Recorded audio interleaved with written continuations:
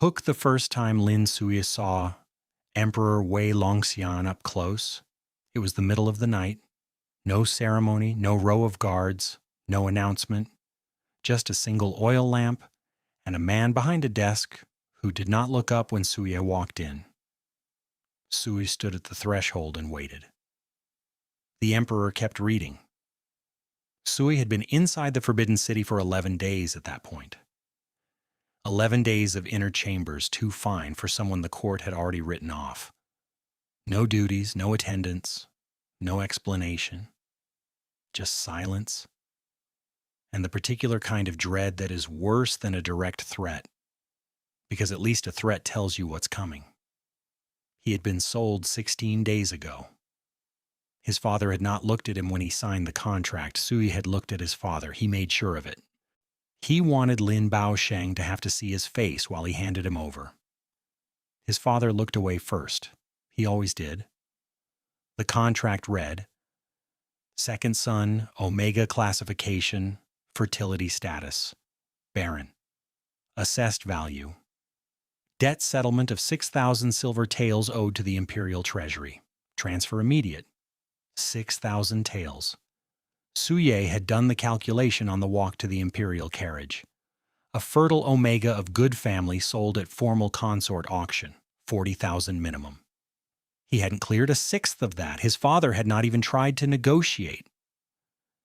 But that was not the part that had been sitting in the back of his mind like a blade pressing flat against skin. The emperor had paid 22,000 taels. Not 6. 22. Suya had seen the final sealed figure before the ink dried, and he was very good at reading documents quickly and from difficult angles. His father had trained that into him accidentally by making him review financial ledgers since he was 9 years old. 22,000 taels. For a barren Omega with no alliance value, no breeding purpose, and a family name worth less than the paper it was written on. Nobody had explained it. Not the official who delivered him, not the steward who showed him his chambers, not the attendant who left his meals outside the door without knocking, like Suge was something that needed to be kept at a distance. The emperor had not summoned him once in 11 days, until tonight. The summons came 2 hours past the second night watch. A single line on a slip of paper. The emperor requests your presence in the Eastern study, no reason given. Suya read it twice, set it down, and stood in the center of his chamber. He could feel something settling behind his ribs. Not fear, something quieter and more precise than fear. The alertness of a person who has learned that the most dangerous things never announce themselves. He dressed without rushing. Plain ink blue scholar's robe, no ornament. He pulled his own hair up, which had apparently scandalized the palace staff. He didn't care. And walked to the Eastern study alone. Now he was at the threshold. And Wei Longxian still had not looked up.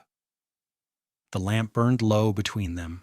Outside the layered walls, a nightbird called once and went quiet. The room smelled of old paper and cold stone and something else.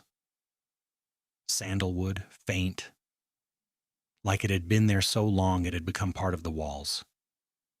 The emperor turned a page. His hands were precise, no wasted motion.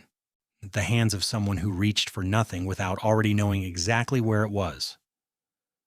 Suye looked at him across the lamplight and said, flat and direct, "Why did you pay 22,000 tiles for me?" Not a question. A line drawn in the dark. Wei Longxian's hand stopped on the edge of the page, and for the first time in 16 days, he looked up. Stay right there, because that answer does not come tonight. And by the time it does, what Sui thinks he knows about why he was sold, what his father actually did, and what this man across the lamplight has known from the beginning, none of it is what it looks like right now. This is he sold his worthless son to clear his debts. Subscribe if you're new. We post new BL audiobooks every week. Drop a comment, tell us where you're listening from. Act 1 starts now. Act 1, Lin. Suya was 7 years old, the first time his father called him useless. He had not cried then. He had stood in the doorway of his father's study, ink still wet on his fingers from the calligraphy lesson he had just finished, holding up the practice sheet he had spent 3 hours on. His strokes were clean. His spacing was even. His characters were, by any reasonable standard, exceptional for a child of 7. His father had looked at the sheet, looked at Sui, and said, "Your brothers were better at 5. Then he went back to his accounts. Sui had walked back to his room, sat down at his small desk, and picked up his brush again. He did not cry. He just decided quietly and completely that he would get better. Not for his father. That door had already closed in some place inside him he couldn't fully name yet. He would get better because being excellent was the only thing in his life that fully belonged to him. That was the first lesson Lin Baosheng ever taught his second son without meaning to. Want nothing from people who have already decided your value. Work anyway. Be sharper than everyone who underestimated you. And never, under any circumstances, let them see the moment it lands. Suij carried that lesson for 15 years. It served him adequately until the morning his father sold him over breakfast. It had not been a dramatic conversation. That was perhaps what Suya remembered most clearly afterward. There was no shouting, no build-up. His father had simply set down his teacup, smoothed the front of his robe, and told Sui that the debt to the imperial treasury had become unmanageable, that arrangements had been made. That Su Ye would be collected in 3 days. He said it the way a man might mention that a piece of furniture had been sold to cover a household expense. Su Ye had been eating congee at the time. He set down his spoon, he looked at his father across the table and said, "What arrangements?" His father explained without looking at him. The imperial treasury held a debt of 6,000 tiles against the Lin household, accumulated over 4 years of failing harvests on their provincial land and 2 bad investment decisions his father had made, trying to recover from the first bad decision, which was the pattern of Lin Baosheng's entire financial life, digging with the same shovel he had already used to dig the hole. A court official had approached with a solution. The Lin household had an Omega son of age. Untransfer of that son to the imperial household would settle the debt in full and clear the family name of the liability. Suya had listened to all of this without speaking. Then he said, "You told them I was fertile." His father picked up his teacup again. "I told them what was necessary." Suya had been diagnosed at 16. A childhood fever that had settled wrong.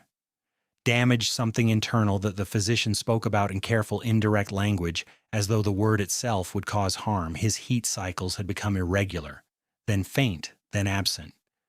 By 17, the diagnosis was formal, barren. Medically confirmed, documented, sealed into the Lin household records that his father kept locked in the study cabinet Suya was not supposed to have the key to. Suya had a copy of that key, had had one since he was 14. He knew exactly what those records said.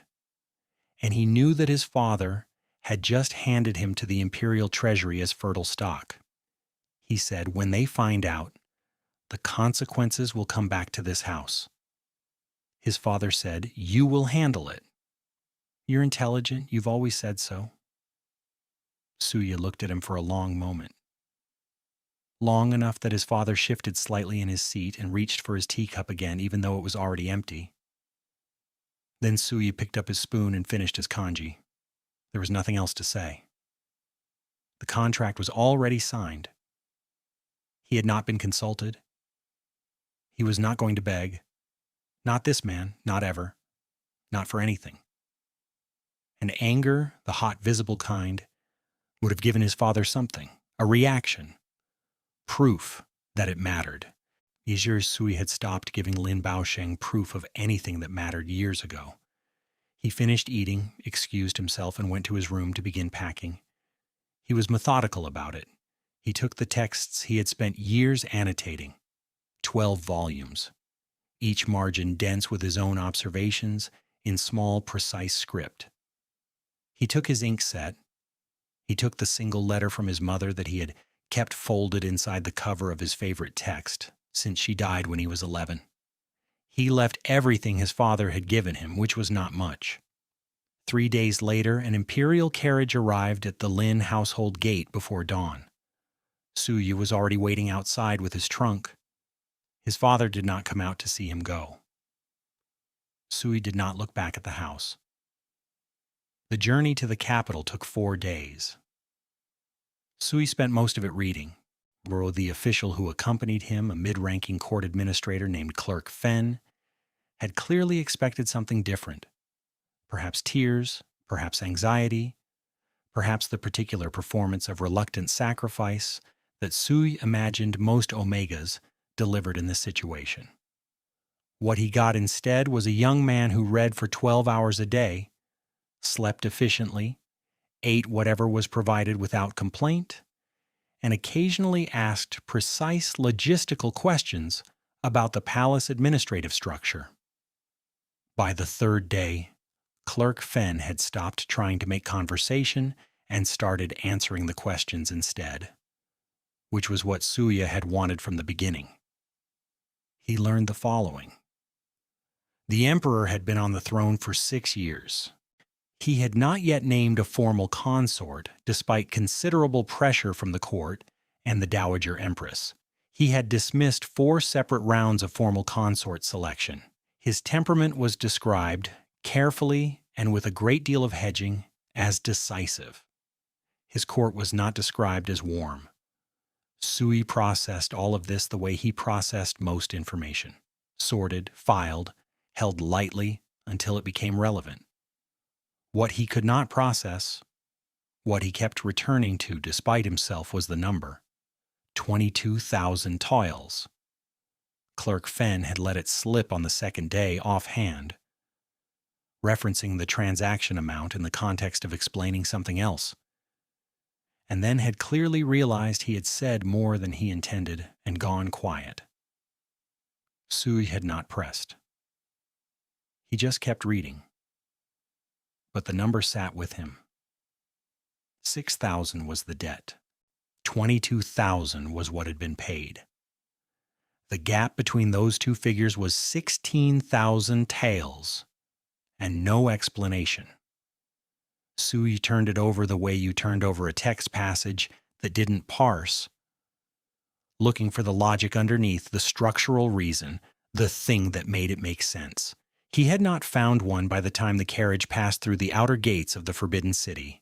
The Forbidden City was exactly as the text described it, and nothing like them at all. The scale was the thing the texts never adequately communicated. The sheer layered weight of it, wall behind wall, courtyard behind courtyard, each threshold higher than the last, each gate a little more absolute. By the time Suya reached the inner residential complex, he had passed through 7 separate checkpoints and crossed 4 distinct walled enclosures. It was, he thought, a place designed to make you feel the distance between yourself and the center of it. He was taken to a set of chambers in the northeastern inner compound. Not the outer concubine quarters, he noted that. Not the ceremonial consort reception halls. An interior residential wing, quiet, removed from the main court traffic. The rooms themselves were furnished well beyond anything his family home had offered. Lacquered furniture, silk screen panels, a writing desk positioned near a window that faced a small private courtyard where a single plum tree stood, still bare in the early months of the year, its branches clean and dark against the pale sky. Sui stood in the center of the main room for a moment and looked at it all. Then he unpacked his books, arranged them along the windowsill, and sat down at the desk. He was not going to spend his time here in anxious waiting. If something was coming, it would come regardless of whether he paced his floor or not. And in the meantime, there was work to do. He had been in the middle of an extended analysis of Third Dynasty water management policy When his father had interrupted his life and he saw no reason why he couldn't continue it, he continued it. Days passed. The meals arrived outside the door. He ate them. An attendant tried to come in twice, and both times Sui simply said no, which appeared to create a minor administrative crisis somewhere in the palace hierarchy that resolved itself without requiring his participation. The court he gathered from fragments did not know what to make of him. He was not a formal consort. He had no title, no rank, no declared function. He was housed in inner quarters with no explanation provided and no access to the emperor, rumor which traveled through the palace corridors the way water traveled through cracks in stone, finding every available path, had apparently already circulated that the emperor had acquired an infertile Omega from a failing minor house for reasons no one could explain. Sui was aware of the rumor. He found it accurate and not particularly interesting. What was interesting? What continued to be interesting, with a persistence he could not quite reason away, was the silence from the emperor himself. No summons, no message, no indication of purpose or intention. 22,000 tales, and then nothing. He kept working, he annotated, he read by lamplight until late each night. He watched the plum tree in the courtyard begin to show the first faint blush of bud at the tips of its branches as the weather shifted by degrees. He did not let himself think too much about the number. On the 11th night the summons came. A single line on a slip of paper. No seal, which was interesting in itself. A man secure enough in his authority that he did not feel the need to mark its exercise. The emperor requests your presence in the Eastern study. Suya read it twice. Set it down. Stood in his room for a moment while something quiet and alert settled into place behind his ribs. Then he dressed, pulled his hair up, and walked through the dark inner corridors of the Forbidden City alone, following the directions the palace runner had indicated before disappearing. The Eastern study was at the end of a long covered walkway, separated from the main residential halls. A single guard stood outside who looked at Sui with mild surprise, either at his composure or at the absence of an escort, it was hard to tell, and then stepped aside without speaking. Sai paused at the threshold.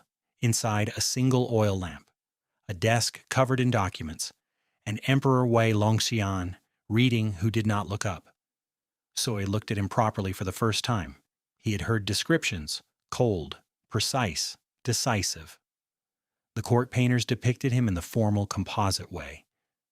Imperial robes, correct posture, the stylized authority of dynasty, real and entirely unlike that all at once. Longxian was younger than the formal portraits suggested, or perhaps it was that portraits never captured the quality of stillness in a person, the particular density of someone who was fully present and gave absolutely nothing away. He read the way a man reads who is not performing reading, like nothing else in the room existed. Suya stood at the threshold and looked at him and waited. The emperor turned a page. Suya did not announce himself. He did not clear his throat or bow or offer the formal court greeting. He had not been given a formal court title, so technically no specific protocol applied. He had checked this in the administrative texts on day 3, and found the precedent ambiguous enough to be useful. He waited. The lamp burned between them. Somewhere in the dark outside, a night bird called once and went quiet. The room smelled of paper and cold stone and very faint sandalwood.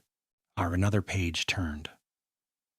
Sui looked at the document the emperor was reading. Dense columns of administrative text, provincial in nature, grain allocation figures by the look of the visible characters from this distance. He looked at the emperor's hands. Precise, still, the hands of someone who wasted nothing. And then, because 16 days of silence and one unanswered number and 11 days of this particular cultivated stillness had accumulated into something that needed a direction, Lin Sui said, flat and direct across the lamplight. Why did you pay 22,000 tiles for me? Not a question. A line drawn in the dark between them. Wei Longxian's hand stopped at the edge of the page. The lamp held, the room held. And then the emperor looked up. His eyes were darker than the portrait suggested. Still, and focused on Suya with an attention that was, for the first time in 16 days, completely undivided. He did not answer. He looked at Suya for a long moment, and the way someone looks at something they have been waiting to see confirmed. And then he said quietly, and with no particular inflection, "Sit down." Suya looked at him. Then he walked into the room, pulled the chair across from the desk, and sat. And the emperor picked up his document and went back to reading. Act 2. Suye sat across from the emperor for 2 hours that first night, and Wei Longxian did not speak to him again. He just read. Occasionally he would set one document aside and pick up another. Occasionally he would make a notation in the margin with a brush that he lifted and returned with the same precise economy of movement Suyi had already noted in his hands. Once he paused on a particular page for longer than the others, reread something, set the document down, and stared at the middle distance for approximately 40 seconds before picking it back up. Sui watched all of this and said nothing. He had expected many things from this summons. Interrogation. Formal declaration of his function in the household, some version of the conversation about his infertility that he had been mentally preparing since the carriage ride from his father's house. He had a response ready, calm, factual, preemptive. He had decided long ago that he would not wait to be accused of the deception. He would name it himself clearly and on his own terms. None of that conversation happened. What happened was, the emperor read provincial grain reports for 2 hours, while Sui sat across from him in a lamplight room in the middle of the night. At some point, Sui was not certain exactly when, he stopped waiting for something to happen and simply sat. His breathing slowed. The particular tension that had been sitting across his shoulders since the slip of paper arrived at his door began by degrees to release. He was not sure what that meant. He filed it. At the 2nd hour mark, Longxian set down his brush, closed the document in front of him, and looked at Suye with that same focused, undivided attention from before. He said, "You read lips." Suye looked at him. "Yes." "I noticed you reading the document from across the desk. You identified the content." Sui said nothing for a moment. Then, grain allocation reports. And 3rd Provincial District by the formatting. The figures in the left column suggested a shortfall discrepancy between the reported yield and the distributed amount. Someone in that supply chain is redirecting inventory, either at the collection point or in transit. Longxian looked at him. Sui held his gaze and did not offer any additional qualification. The emperor said, "That took my administrative review board 4 days to identify." Suya said, "I had the advantage of not being invested in any particular conclusion." Longxian was quiet for a moment. Then he said, "Go back to your chambers." Suya stood. He straightened his robe. He walked to the door. Behind him, the emperor said, "Tomorrow night." Same time. Sui did not turn around.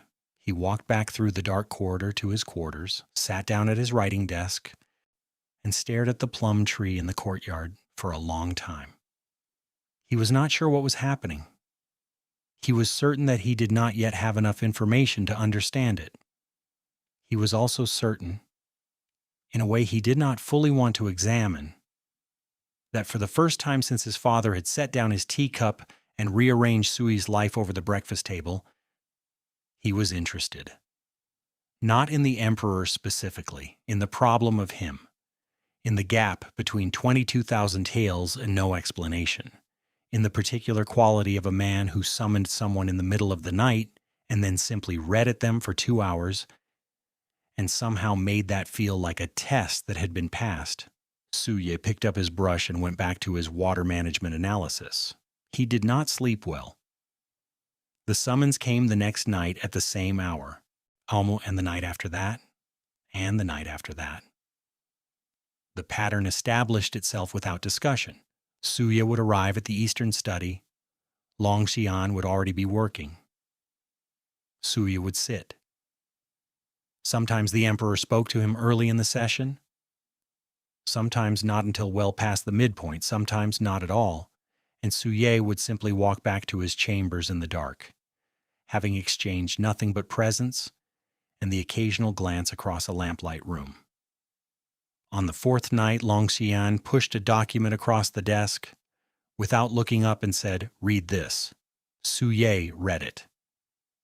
It was an infrastructure proposal from a northern provincial governor requesting imperial funding for a canal expansion that would reroute water access to 3 surrounding counties. He read it once, set it down. The proposal has 3 structural problems, he said. The projected cost estimate omits the flood season surcharge for labor in that region. Anyone who has worked a northern construction contract knows you factor that in, which means either the governor's office has never actually managed a construction project of this scale, or the real figure is being deliberately understated to clear the imperial approval threshold. The rerouting path described in the secondary map would reduce water access to the eastern county, not improve it. The elevation gradient is wrong. The water will not flow the direction they are claiming. And the 3-year completion timeline assumes no weather delays in a region that averages significant storm disruption for roughly 4 months of every year. She paused. The governor wants the funding. He is not necessarily lying about needing it. But this proposal, as written, should not be approved as submitted. Longxian had set down his brush during this and was looking at her steadily. He said, "What should be done with it? Return it with specific correction requirements on all 3 points. Give the governor's office 60 days to resubmit with accurate figures. If the project is genuinely necessary, it will come back corrected. If it was inflated for approval leverage, it won't come back at all." The emperor looked at her for a moment longer. Then he pulled the document back, picked up his brush, and began writing. Suye watched him work and said nothing. He did not ask why his input was being solicited. He did not ask what his role was or whether this constituted some kind of formal function. He understood, in the way he had always understood things, that asking the question directly would produce a less accurate answer than simply continuing to observe. So he observed. What he observed over the following weeks was this. Wei Longxian was the most controlled person Suye had ever been in a room with. Not in the performative way of court officials who held themselves rigid with the effort of appearing composed, but genuinely, fundamentally still, in a way that seemed to come from somewhere structural, like the stillness was load-bearing, like underneath it something was being held that required that level of precision to contain. He spoke economically. Every sentence he produced had been edited before it arrived. He did not offer opinions he hadn't examined. He did not ask questions he didn't intend to use the answers to, or when something surprised him, and Suye was watching closely enough now to catch it. The almost imperceptible pause, the single blink that landed slightly differently from his baseline. He absorbed it without letting it reach his face. He was also, Suye noted with reluctant precision, consistently right. His administrative instincts were exact. When he disagreed with Suye's analysis, he was able to say precisely where and why, not as a matter of rank or authority, but as a matter of reasoning, and twice, he had identified a dimension of a problem that Suye had not accounted for, which was not something that happened to Suye often enough that he knew how to receive it gracefully. The first time it happened, Suye had gone quiet and then said, "You're right," in a tone that apparently conveyed sufficient reluctance because something moved at the corner of Longxian's mouth. Not quite a smile. more like the controlled suppression of one. Suya had looked away and pretended not to have seen it. On the 19th night, Longxian set aside the documents earlier than usual and simply sat back in his chair and looked at Suya. Suya looked back. The emperor said, "Your father's household records show a formal infertility diagnosis filed when you were 17. There it was. Suya had known it would come eventually. He had simply not known when. He kept his face level and his hands relaxed in his lap and said, "Yes." He said it knowing his father had declared him fertile on the transfer contract. He said it looking directly at Longxian, giving him the fact cleanly and without evasion, because this was the version of this conversation Sui had decided he would have, on his own terms, his own words. He said, "My father lied on the contract. I am infertile. I was aware of the discrepancy when I was transferred. If you intend to void the arrangement on those grounds, I would like it noted in whatever proceeding follows that the deception originated entirely with Lin Baosheng and not with me." Longxian looked at him without expression. Suya held the eye contact and did not look away and did not offer anything else. He had said what was true. He was not going to supplement truth with apology. The emperor was quiet for a long moment. Then he said, "I know." Suya looked at him. "I know you are infertile," Longxian said. "I was aware before the transaction was completed." The room was very quiet. Suya processed this. He did it quickly, and he did it without letting it show on his face, but internally something shifted. The careful architecture of assumptions he had been building since the carriage ride, since the number, since the first night in this room, shifted, and he had to very rapidly reconsider several things simultaneously. He said, "Then why?" Longxian picked up his brush again. He looked at the document in front of him. He said, in that same level, unhurried tone, "That is a longer answer." Suya said, "I have time." Longxian glanced up at him. There was something in it, brief, measured, almost careful. Then he looked back down at his document.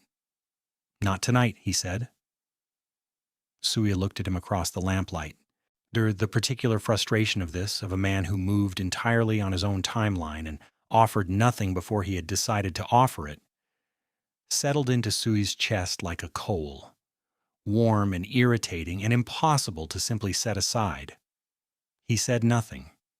He sat for another hour while the emperor worked. Then Longxian looked up and said, "Go rest."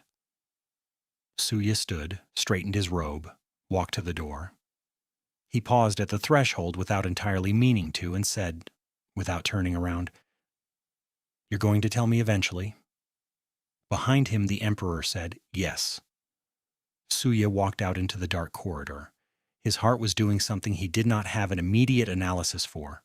He walked back to his chambers, sat at his desk, looked at the plum tree, fully in blossom now, and white flowers dense against the dark branches, and understood that the problem of Wei Longxian had become something more than a problem.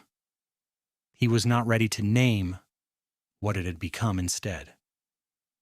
He picked up his brush. He did not do very much useful work that night. The court had begun to notice. Suya had been aware of it for some time.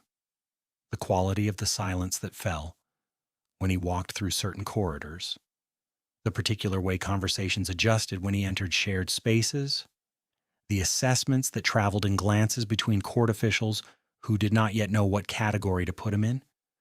An infertile Omega with no title, no declared function, and nightly access to the emperor's private study was either a joke or a problem.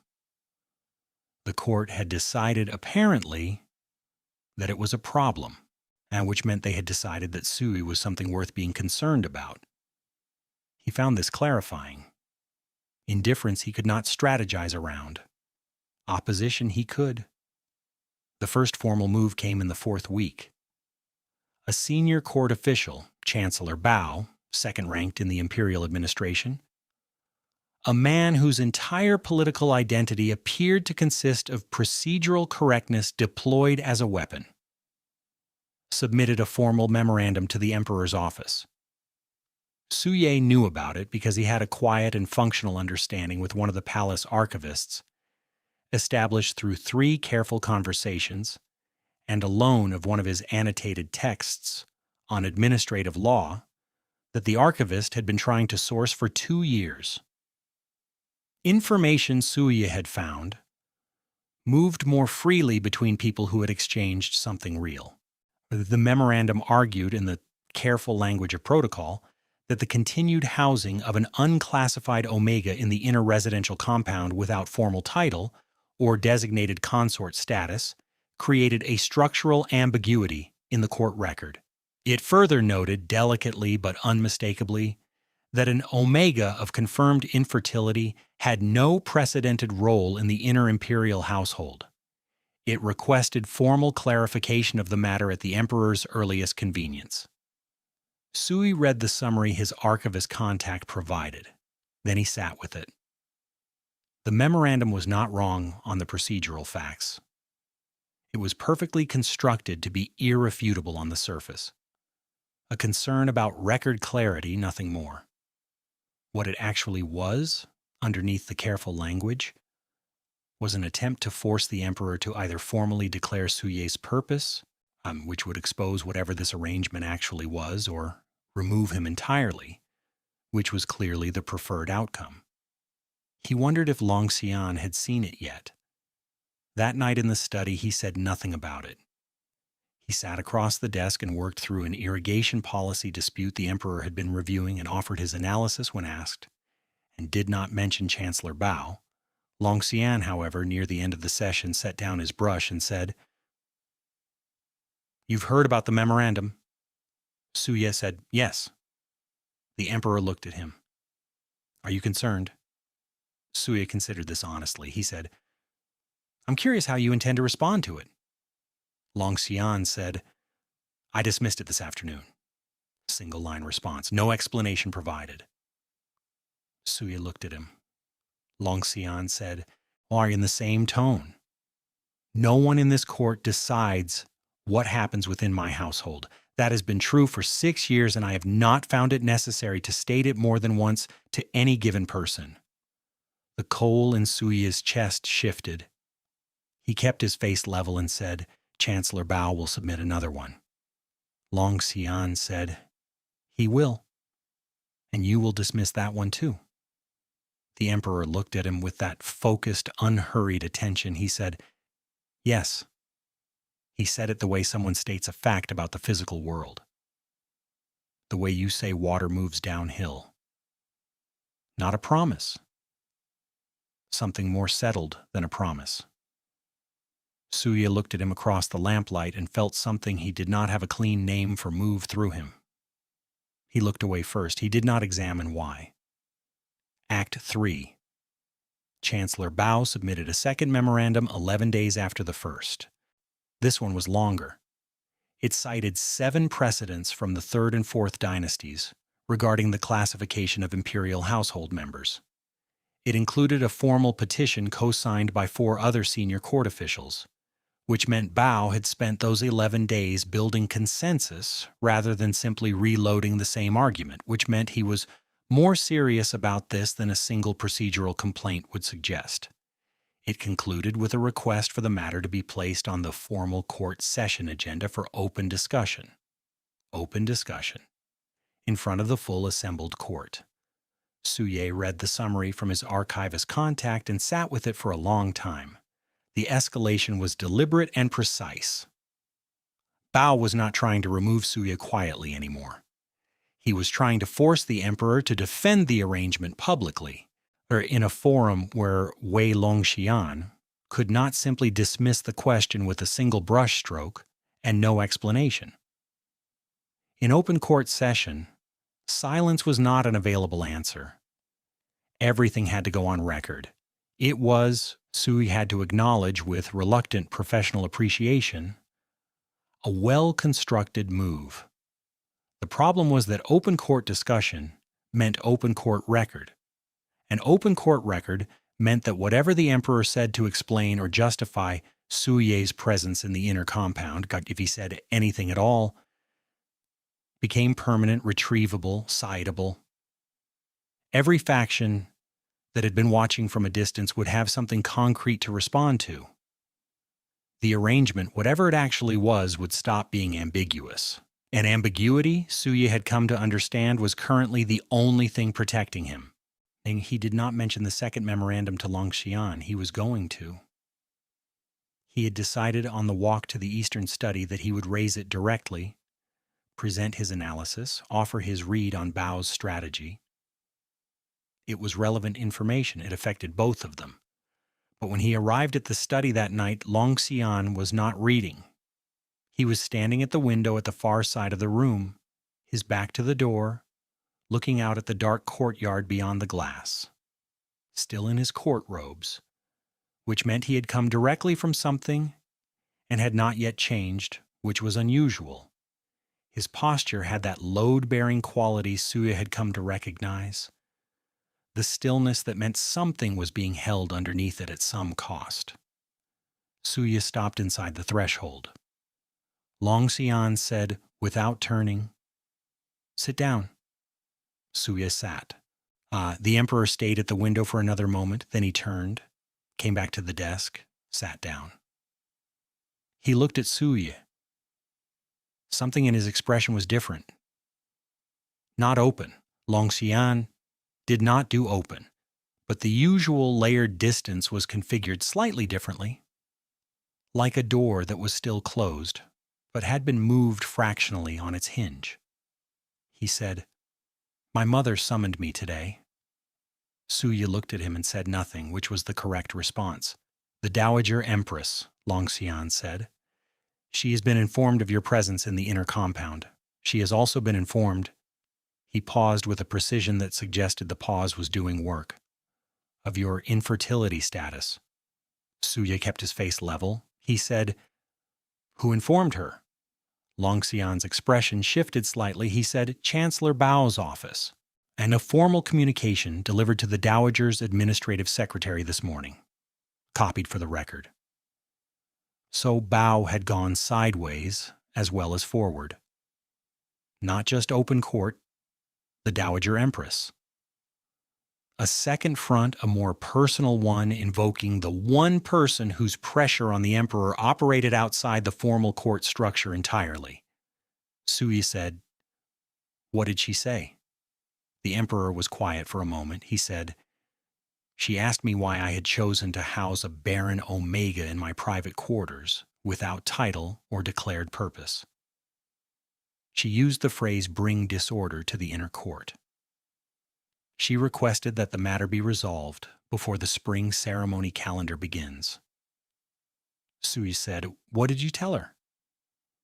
Longxian looked at him directly. He said, "I told her that what I chose to do within my own household was not a matter requiring her input."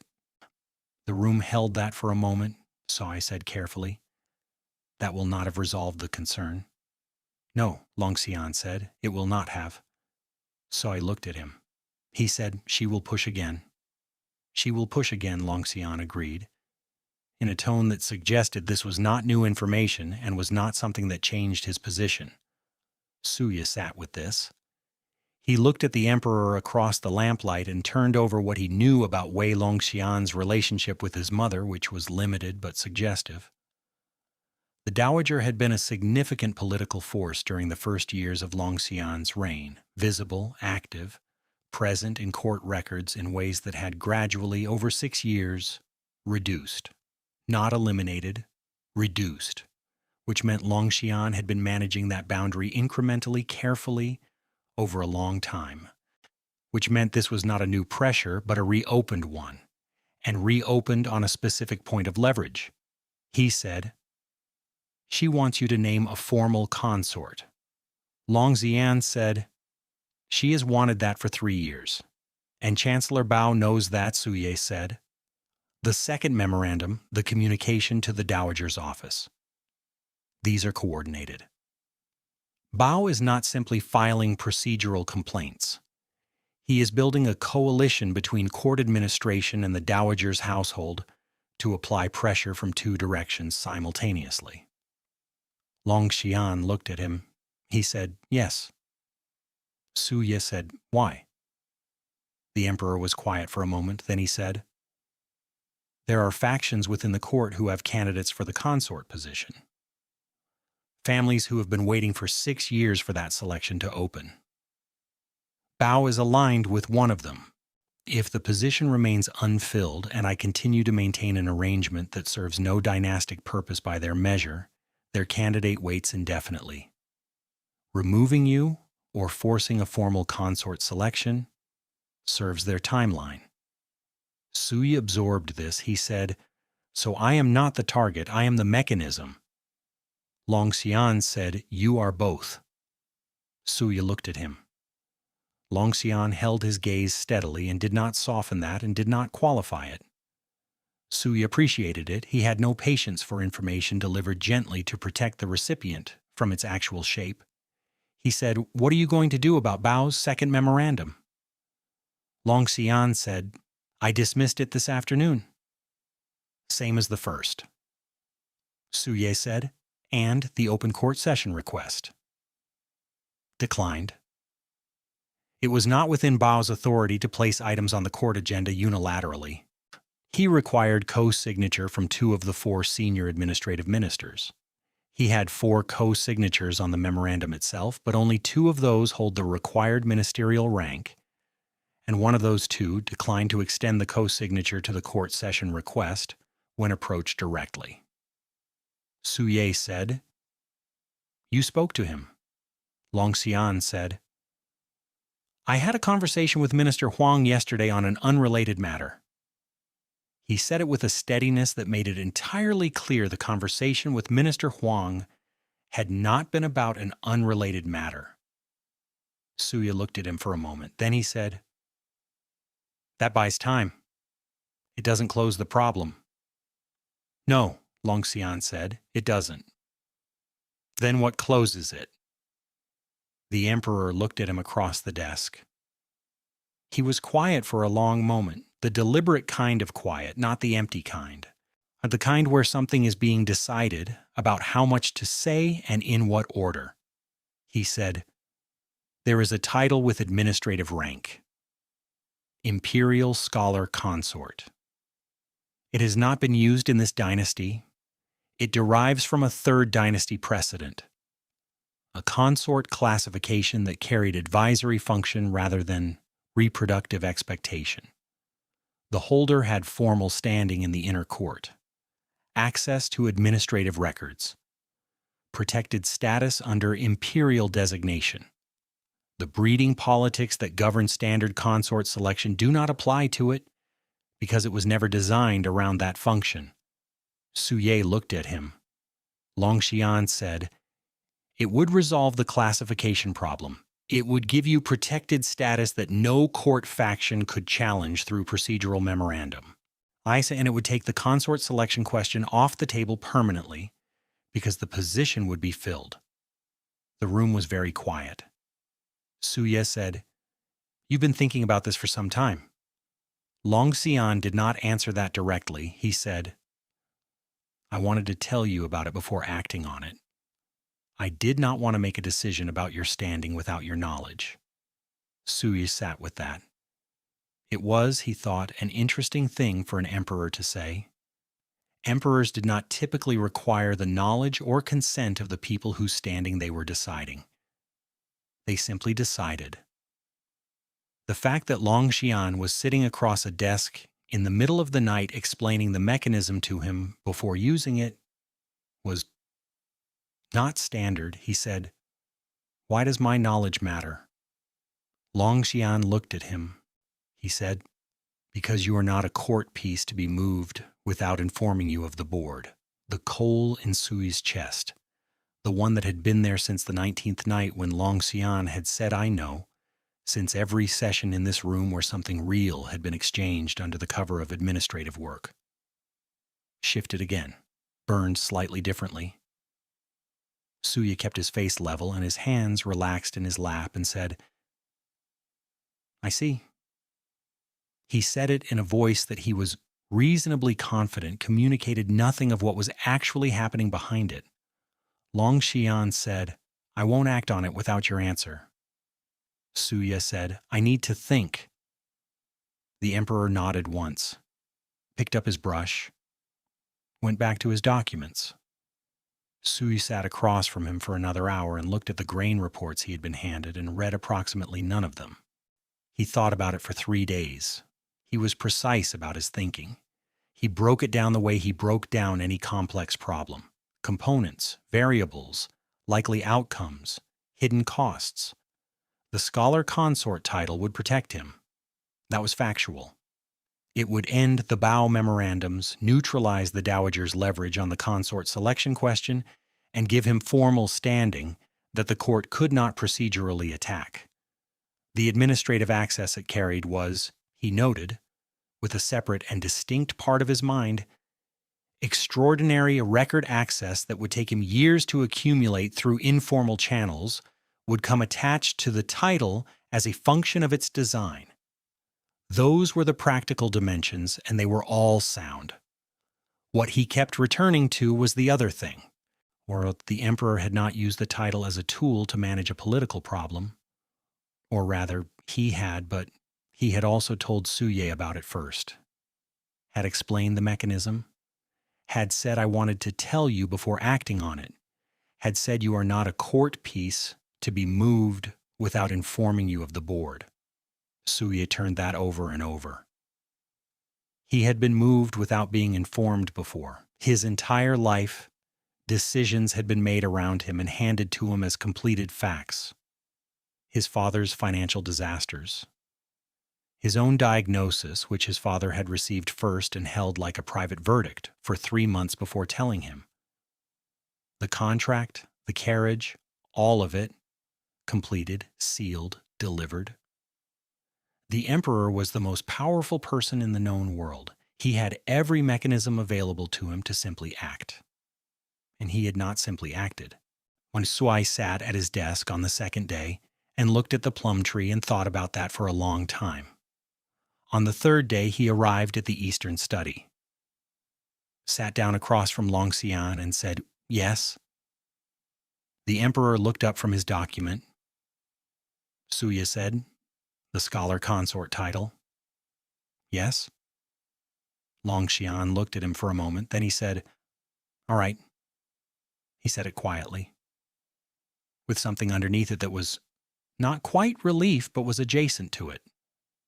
The particular quality of a held breath, released, controlled, and subtle enough that Sui almost missed it. Almost.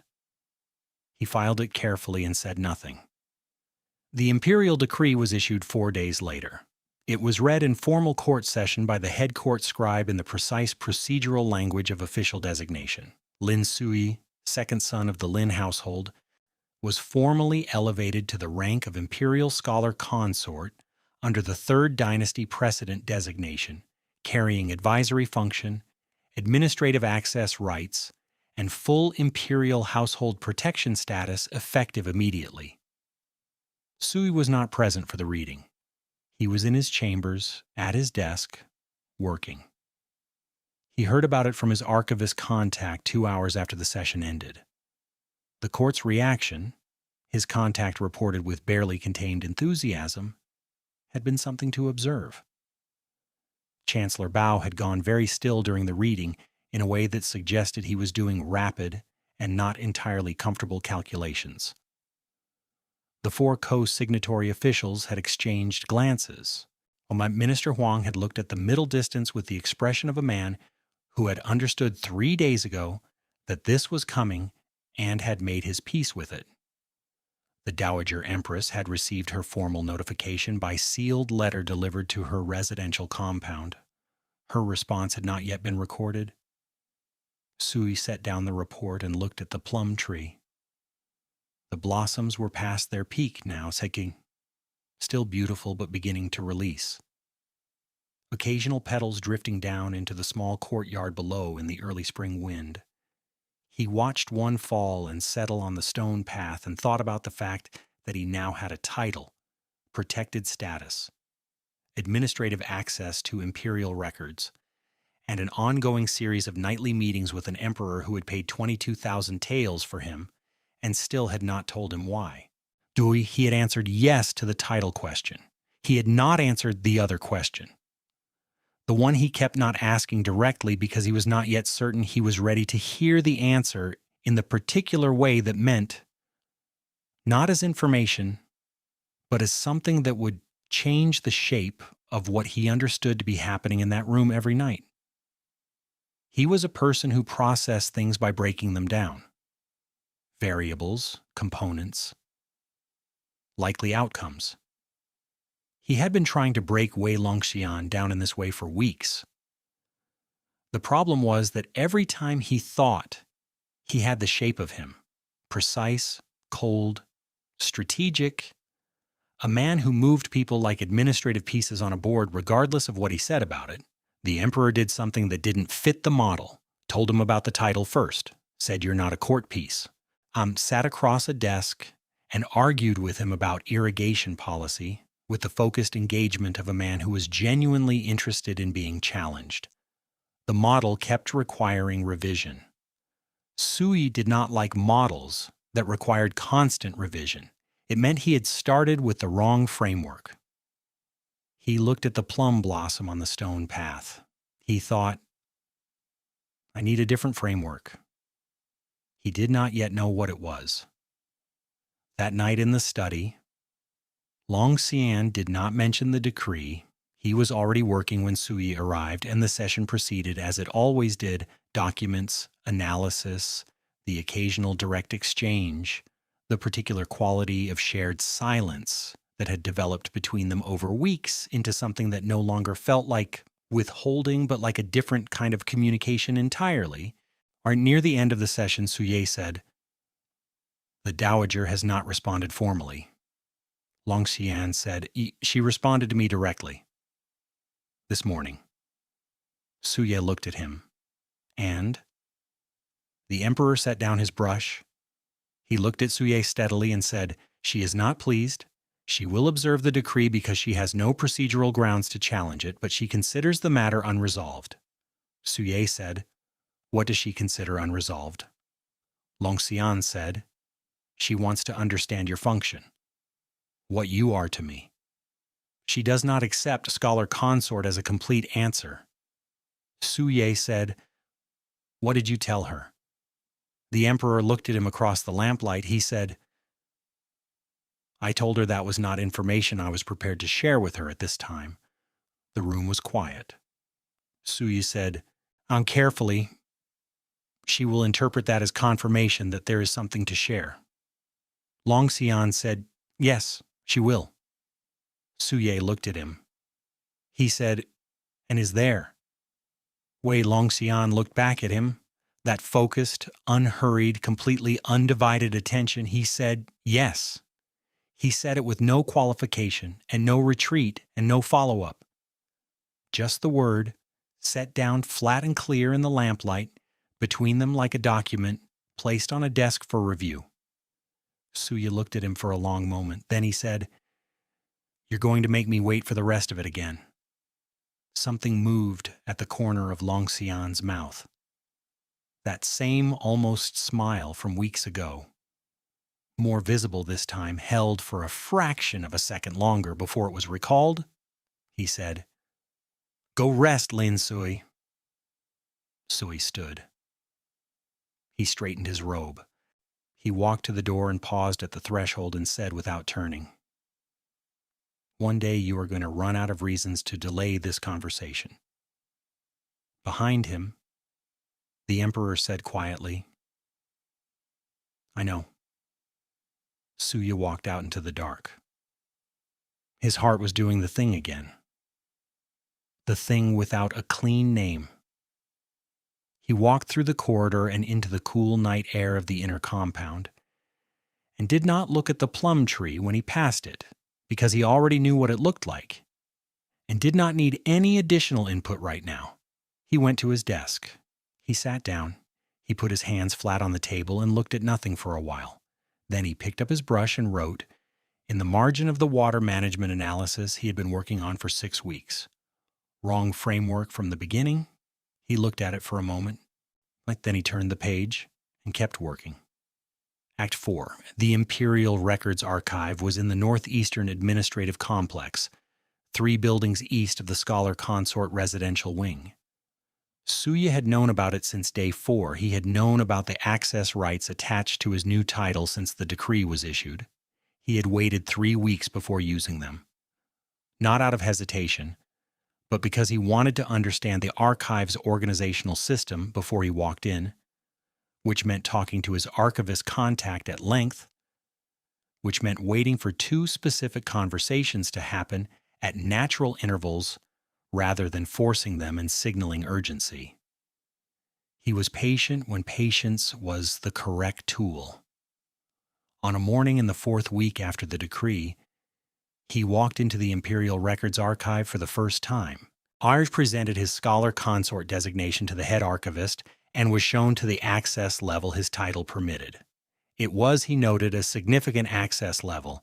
He spent the first 3 visits doing exactly what he told the archive staff he was doing.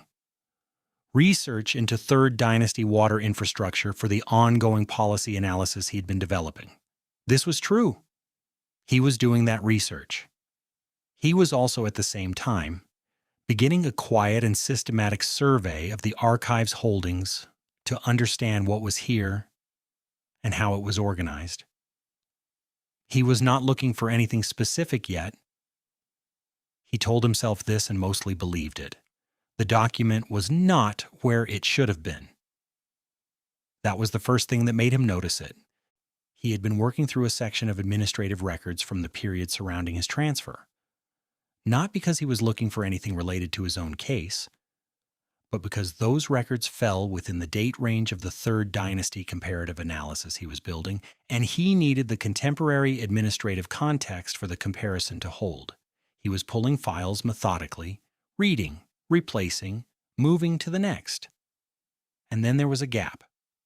Not a missing document exactly. The archive used a registration system, each file logged at intake with a reference number and a location designation. The gap was between 2 registered entries that should have been adjacent by number and were not. The second entry was present. The first was not in its designated location. Suya noted it and moved on. And he came back to it the next visit. He checked the registration log again. The first entry existed in the system, logged, dated, designated. It simply was not in the physical location where the system said it should be. He asked the archive staff about it. He was casual about it. He had a question about a reference entry from this period, number such and such. I may have misread the location designation. Can you confirm where it should be? The junior archivist checked the log. Confirmed the location designation Suya had already identified, went to the shelf. Came back looking faintly confused. Said she would check with the head archivist. The head archivist came over, checked the log, checked the shelf, and said, "This file has been restricted for external access. It should not appear in the open registry. This appears to be a registration error. I will have it corrected." His tone was entirely procedural. His hands, Suya noticed, had moved to straighten a stack of already straight documents on the nearby shelf.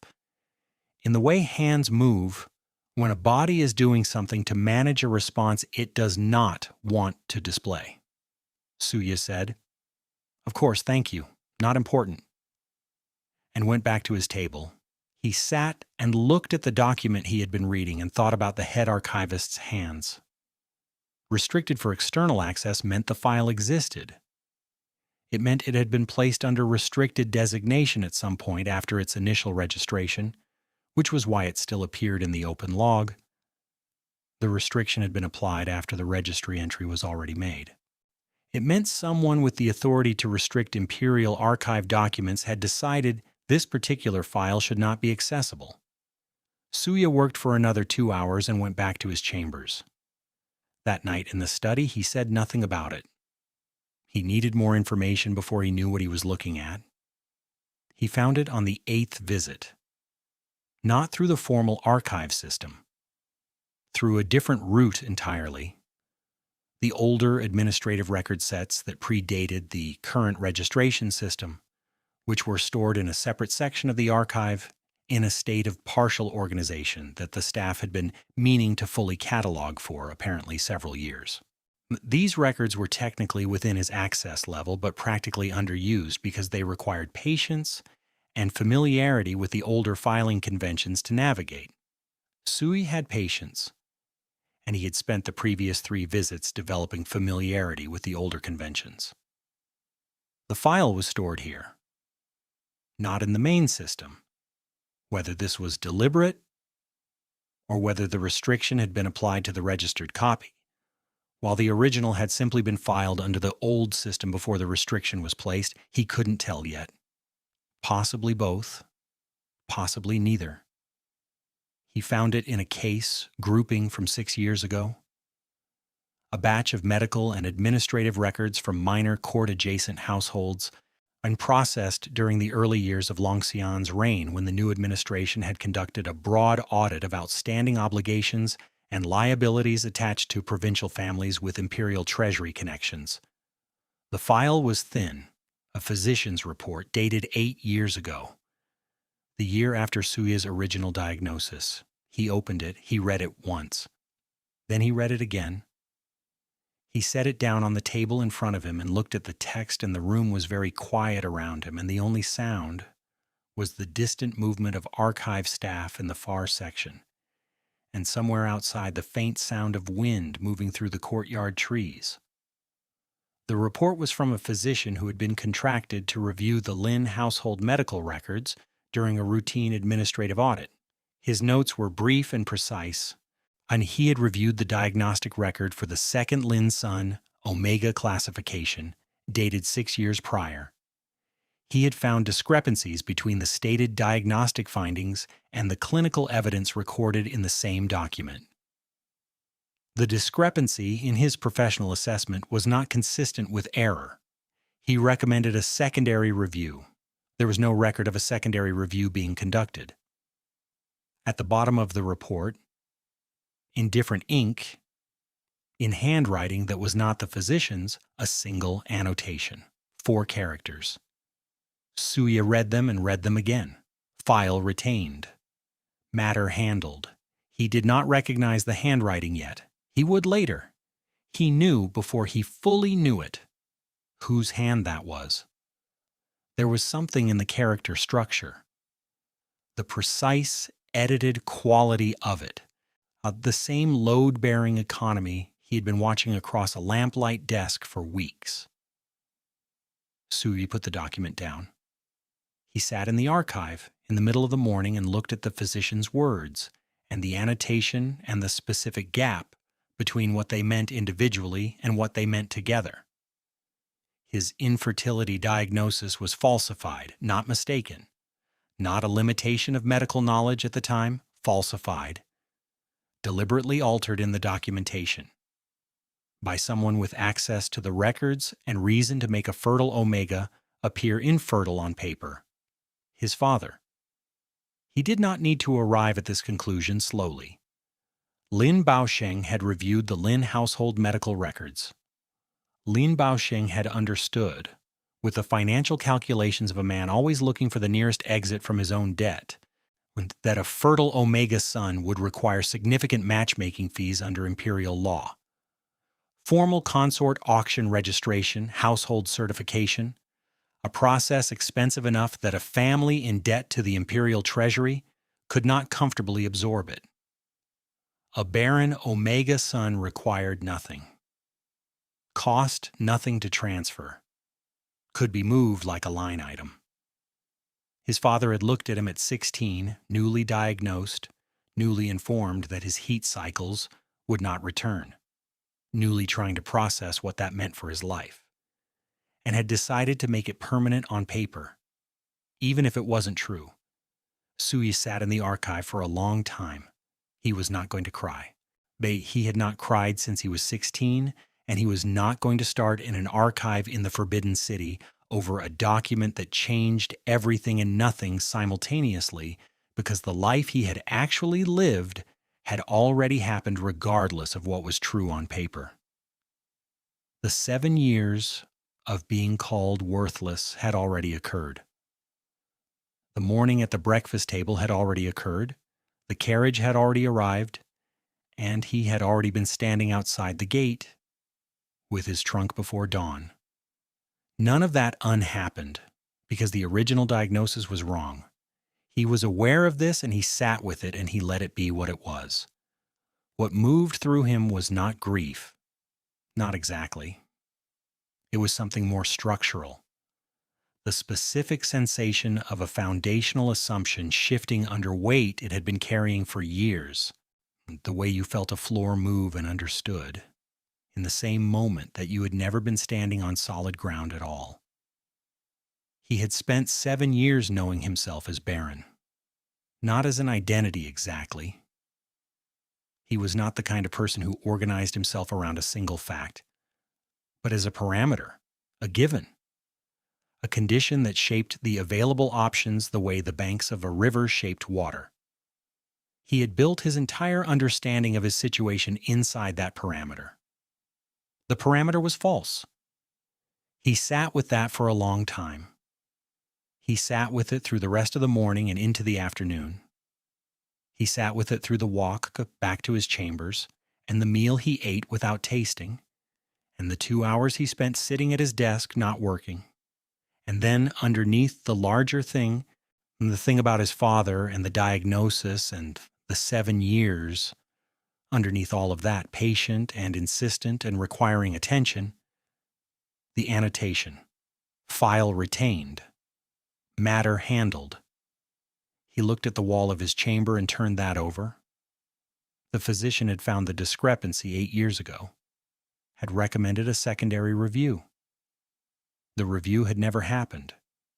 The file had been pulled, restricted, retained, and annotated in handwriting that Suye had been looking at across a lamplight desk for weeks. Longxian had known about the falsification. Not recently, not incidentally. He had known before the transfer. He had specifically said, on the 19th night, the night Suye had named his infertility directly and offered to be returned. I know. I was aware before the transaction was completed. Suye had asked why. The Emperor had said, that's a longer answer. Not tonight. That had been weeks ago. Weeks of nightly sessions. Weeks of documents and analysis and arguments about irrigation policy and the slow incremental accumulation of something real between them in a lamplight room. The scholar consort title. The court faction. The dowager. All of it, every piece of it, running parallel to the thing Longxian had still not said, why he had known, why he had paid 22,000 taels, why he had said that first night, I was aware before the transaction was completed, and then simply continued to not explain it. Suye stood up from his desk. He walked out of his chambers, through the inner compound corridor, past the courtyard where the plum tree had shed most of its blossoms now and stood bare-limbed and clean against the afternoon sky, and directly to the eastern study. It was the middle of the afternoon. Longxian was not usually in the study at this hour. Suye did not care. He pushed the door open. The Emperor was there. He was at the desk, working, which should not have surprised Suye by now. He looked up when the door opened. He looked at Suye's face, and something in his own shifted, not dramatically, a small, precise reconfiguration, the way a person's attention reorganizes when they understand that something has changed. He said, "You found it, not a question." Suye walked into the room. He stopped in front of the desk. He put the physician's report down on the surface between them and looked at Longxian and said, "How long?" The Emperor looked at the document. He looked at Suye. He said, 6 years. I found the original physician's report during the audit review in the first year of my reign. I had the file restricted and retained. Suye said, "Why?" Long Xian said, "Because the falsification was a crime against you, committed by your father and documented in a way that, if it became court knowledge, would have made you immediately valuable as a political asset. A fertile Omega from a minor house, with a falsified barren diagnosis. Every faction in this court would have moved to acquire you. You would have been passed between political alliances for the rest of your life." Suya looked at him. The emperor said, "I had the file restricted, so that did not happen." Suye said, and his voice was level. It was entirely level. "You did this 6 years ago. You did not know me 6 years ago." Long Xian said, "No." "Then why?" The emperor was quiet for a moment. He looked at Sui with that focused, undivided attention and said, "Because what your father did was wrong, and I had the capacity to prevent further harm from it. So I did." Sui stood in front of the desk and looked at him, and something was happening behind his ribs that was too large and too complex to have a clean name, and he was not going to let it onto his face. Not yet, not here. But it was pressing against the inside of his composure like water against a door, and he needed, he said, and his voice came out quieter than he intended, "You could have told me." Long Xian looked at him steadily. He said, "Yes." Suya said, "Why didn't you?" The emperor said, "Because the moment your fertility status becomes known outside this room, it becomes court information. And court information moves. I could not tell you and also guarantee your safety from what knowing would put in motion." Suya said, "So you protected me by keeping it from me?" Long Xian said, "Yes." He said it plainly, without defense and without apology and without the softening qualifications that people typically applied when they knew they had done something that hurt someone even for good reason. Suya looked at him. He said, "How long were you going to keep this from me?" The emperor looked at him. He said quietly, "Until you were safe enough to know." The room held that. Sui stood at the desk and looked at Wei Longxian and felt the thing behind his ribs press harder against the door and understood, with the particular clarity of a person whose entire analytical framework had just been rebuilt from the foundation.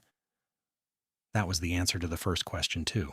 Now, 22,000 taels. Why? Not acquisition, not political strategy in the way he had originally modeled it. Something more specific than that and more careful than that and more... He looked at Long Xian and said very quietly, "You bought me to bring me here, where you could control who had access to that file." The emperor said, "Yes." Suye said, "You paid 22,000 taels to move me out of reach of every other faction before they could find the physician's report and use it." Long Xian said, "Yes." Suye said, "And then you kept me close enough that you could watch what happened." The emperor said, "Yes." And then he said, "And then I kept you close because I wanted to." He said the second sentence in the same tone as the first, the same level, unhurried delivery, no dramatic shift, no change in register.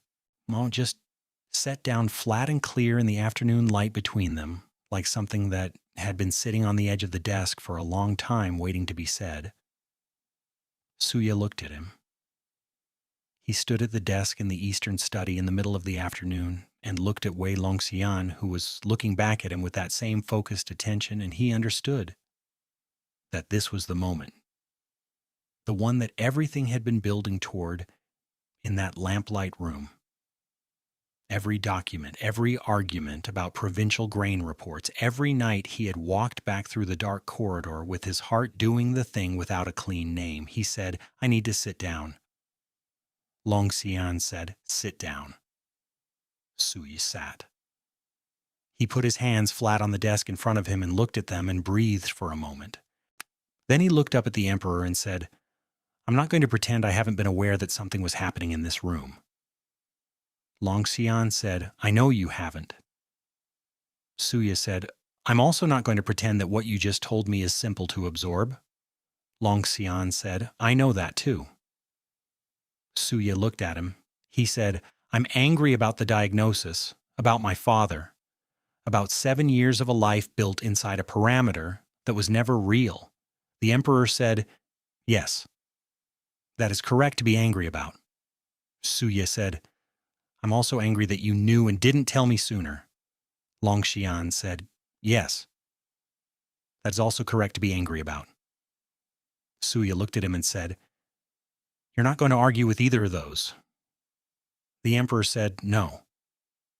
Suya sat with that. He said after a moment, you said you kept me close because you wanted to, not just for the file.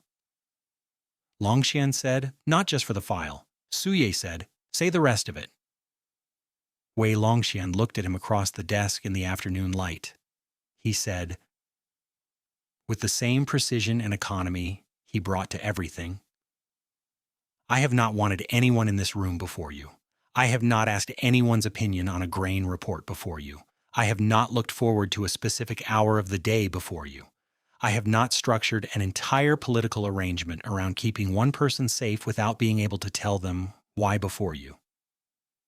He paused. He said, I am aware this is not a simple thing to offer, given everything I have just told you. I am not asking you to respond to it now. I am telling you because you asked me to say the rest of it, and I do not say things I don't mean, and I will not start now. And I sat across from him and looked at him for a long moment. Then he said quietly, I know you don't. He stood up. He straightened his robe. He looked at Longxian one more time. He said, I need to think. The emperor said, take the time you need.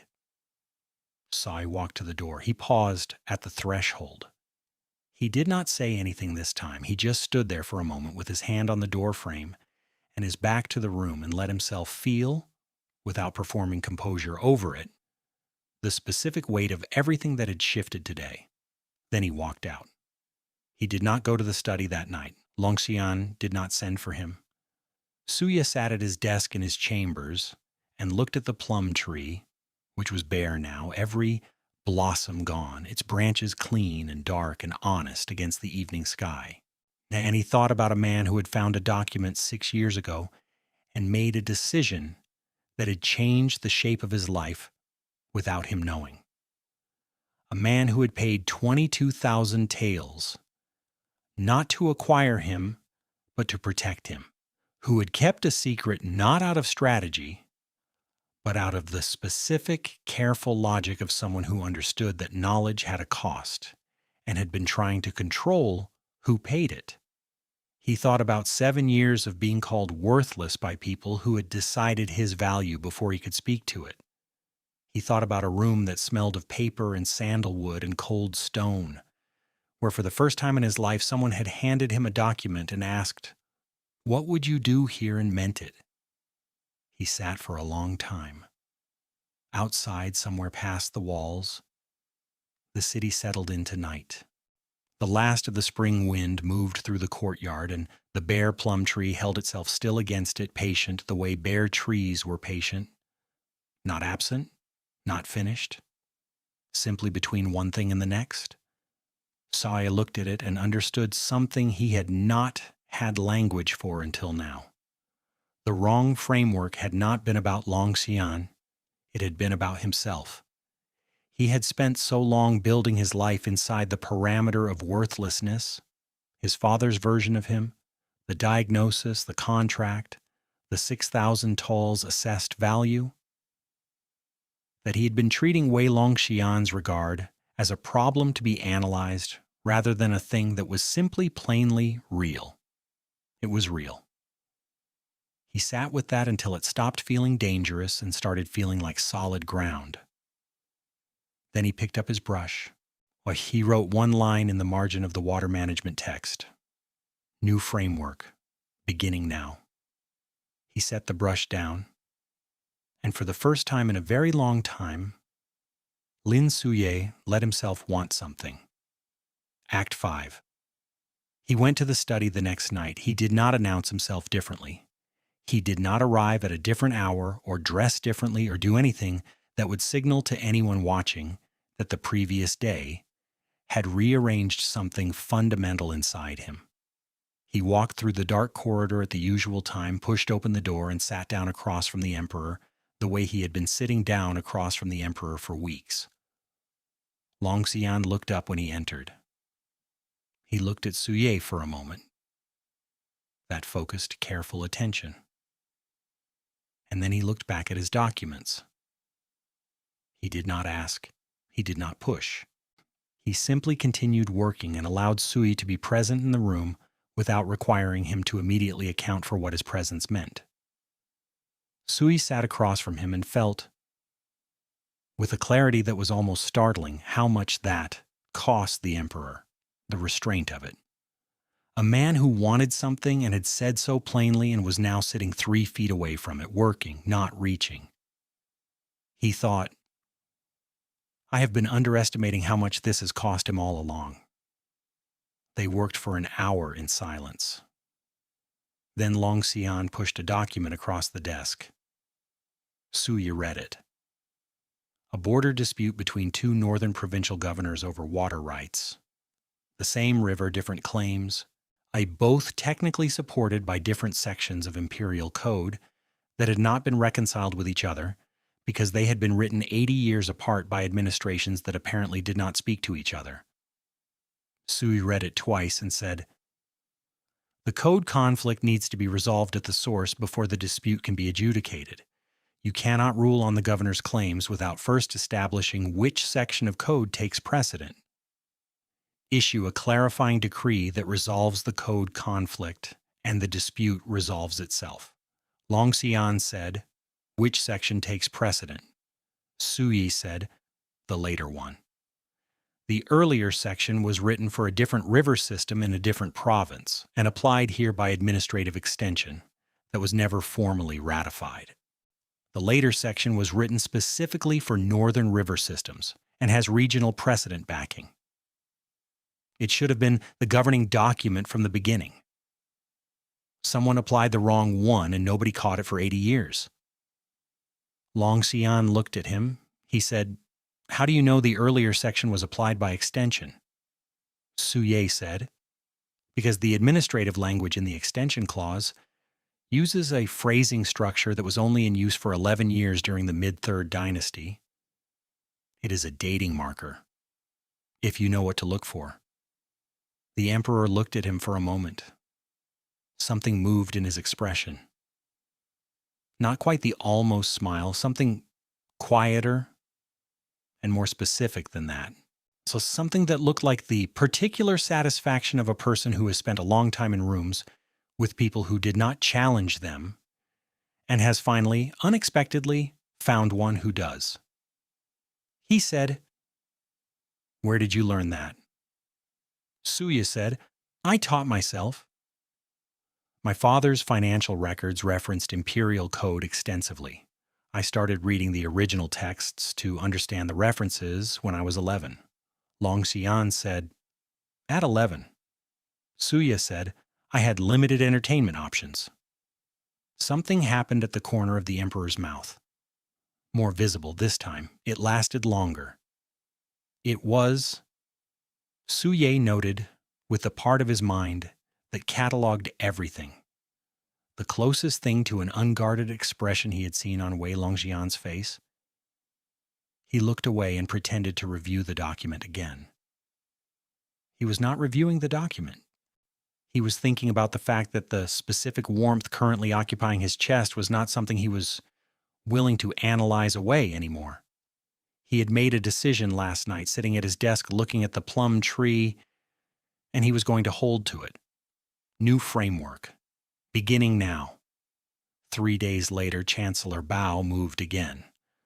Suye heard about it from his archivist contact before the morning meal. Bao had found a different angle. Not a procedural memorandum this time, not a court session request. A formal audience petition submitted directly to the Dowager Empress's administrative office, requesting that she exercise her traditional advisory role in matters of the imperial inner household, specifically requesting that she call a formal household review. A household review was an old mechanism, rarely used, on predating the current administrative structure, that allowed the Dowager Empress to convene a formal assessment of the inner court composition. It was not technically within the emperor's power to block a household review if the Dowager called one. It sat in a procedural space that predated the clear division of authority between the emperor and the Dowager's office. Bao had found the one mechanism that went around Longxian entirely. Sui sat with this and thought about it carefully. The scholar consort title had closed the standard procedural routes. Bao had spent the intervening weeks finding the one door that wasn't covered by it. A household review convened by the Dowager could examine the legitimacy of any inner court designation, including a scholar consort elevation, and make formal recommendations to the court record. Our recommendations that would be very difficult to ignore without the emperor appearing to override his own mother publicly, which was a different kind of political cost from overriding a court chancellor. Suya set down his tea. He thought about the physician's report sitting in the archive, about his own fertility status, about what Longxian had said. The moment your fertility status becomes known outside this room, it becomes court information, and court information moves. He thought about the specific shape of the trap. If the household review happened and examined his designation, the question of his function would be reopened formally. Bao would push for a fertility assessment as part of that review. It was the logical move, the one that exposed the gap between his baron designation and the scholar consort elevation. So if that assessment happened and found him fertile, the falsified diagnosis would surface. His father's crime would become court record, and then Su Ye would become exactly what Longxian had spent 6 years preventing him from becoming: a political asset, fought over, moved, used, unless... He sat very still for a moment. Unless the information came out on their terms. Before the review, before Bao could control the framing of it. He stood up and walked to the eastern study. It was mid-morning. Longxian was in a formal court session. Suya did not interrupt it. He sat in the study and waited. The emperor returned an hour later, still in full court robes, and stopped when he saw Sui in the chair. He said, "You've heard?" Suya said, "Yes." "Sit down." Longxian looked at him for a moment, a small shift in his expression that might, on another person, have been amusement. He sat. Suya said, "Bao has found the household review mechanism. If the Dowager calls it, you cannot block it without a public confrontation with her that costs you more than the review itself. He has been building toward this since the first memorandum, the co-signatures, the Dowager communication, the court session attempt. All of it was clearing ground to get here." Longxian said, "Yes." Suye said, "If the review happens, they will request a fertility assessment. If the assessment is conducted, the falsified diagnosis will surface. The physician's report exists in the archive. A sufficiently motivated examiner will find it." The emperor said, "Yes." Suya said, "So we move first." Longxian looked at him. Suya said, "The physician's report needs to come out on our terms before the review is called. If we surface it, we control the framing. If Bao surfaces it through a household review, he controls the framing. The difference between those two outcomes is significant." Longxian said, "If we surface it, your fertility status becomes court record." Suye said, "Yes." The emperor said, "That is what I have been trying to prevent." Suya looked at him. He said, "I know. But the architecture that protected me has a crack in it now, and Bao has found it. Trying to hold the same position against a mechanism we cannot block is not strategy. It is delay." Longxian was quiet. Suye said, If my true status becomes court record through us, through a formal imperial disclosure that frames it as a correction of a documented fraud committed by Lin Baosheng, then what the court receives is not a hidden fertile Omega who was being concealed. What they receive is evidence of a crime against the imperial household committed by a minor house official who falsified records to defraud an imperial transfer. The story is Lin Baosheng's crime, not my status. He looked at Longxian steadily. He said, "Frame it correctly and I stop being a prize. I become the evidence." The emperor looked at him across the desk. He was very still. That load-bearing stillness, more pronounced than usual, holding something larger than usual underneath it. He said, "This puts you at risk." Suya said, "Less risk than a household review we didn't call." Longxian said, "Once your status is known," Suya said, "I know what it means. I've had 24 hours to think about it. I'm telling you, my answer is yes." The emperor looked at him. He said, "You don't have to do this." Sui said, "I know I don't have to. I'm choosing to. There is a difference and you of all people should understand it." Longxian was quiet for a moment. Then he said very quietly, "Yes, I understand it." Suye said, "Then let's discuss how to do it correctly." They spent 3 hours on the details. Suye was precise about what he needed. The disclosure had to be initiated as an imperial fraud investigation, not as a revelation about Suye's status, but as an examination of Lin Baosheng's falsification of imperial household transfer documents. That reframing was everything. It made Lin Baosheng the subject and Suye the damaged party. It put the court's attention on the crime rather than the asset. The physician's original report would be the primary document. It would be formally entered into the court record through the imperial administrative review process, not surfaced through the household review. Moving first meant Bao's mechanism arrived to a door that was already open. There was nothing to uncover, nothing to investigate. The information was already in the record. Lin Baosheng would be formally charged. The falsification carried significant legal consequence under imperial code: fraud against an imperial transfer contract, deception of the emperor's household, falsification of medical documentation in a court-registered case. Suya had thought about this part. He had thought about it carefully and honestly and arrived at a place he could stand on.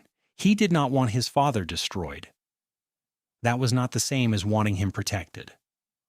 Lin Baosheng had made choices, and those choices had consequences, and Suya was not going to intervene in those consequences. He simply wanted the framing to stay accurate. This was a legal matter, not a personal vendetta.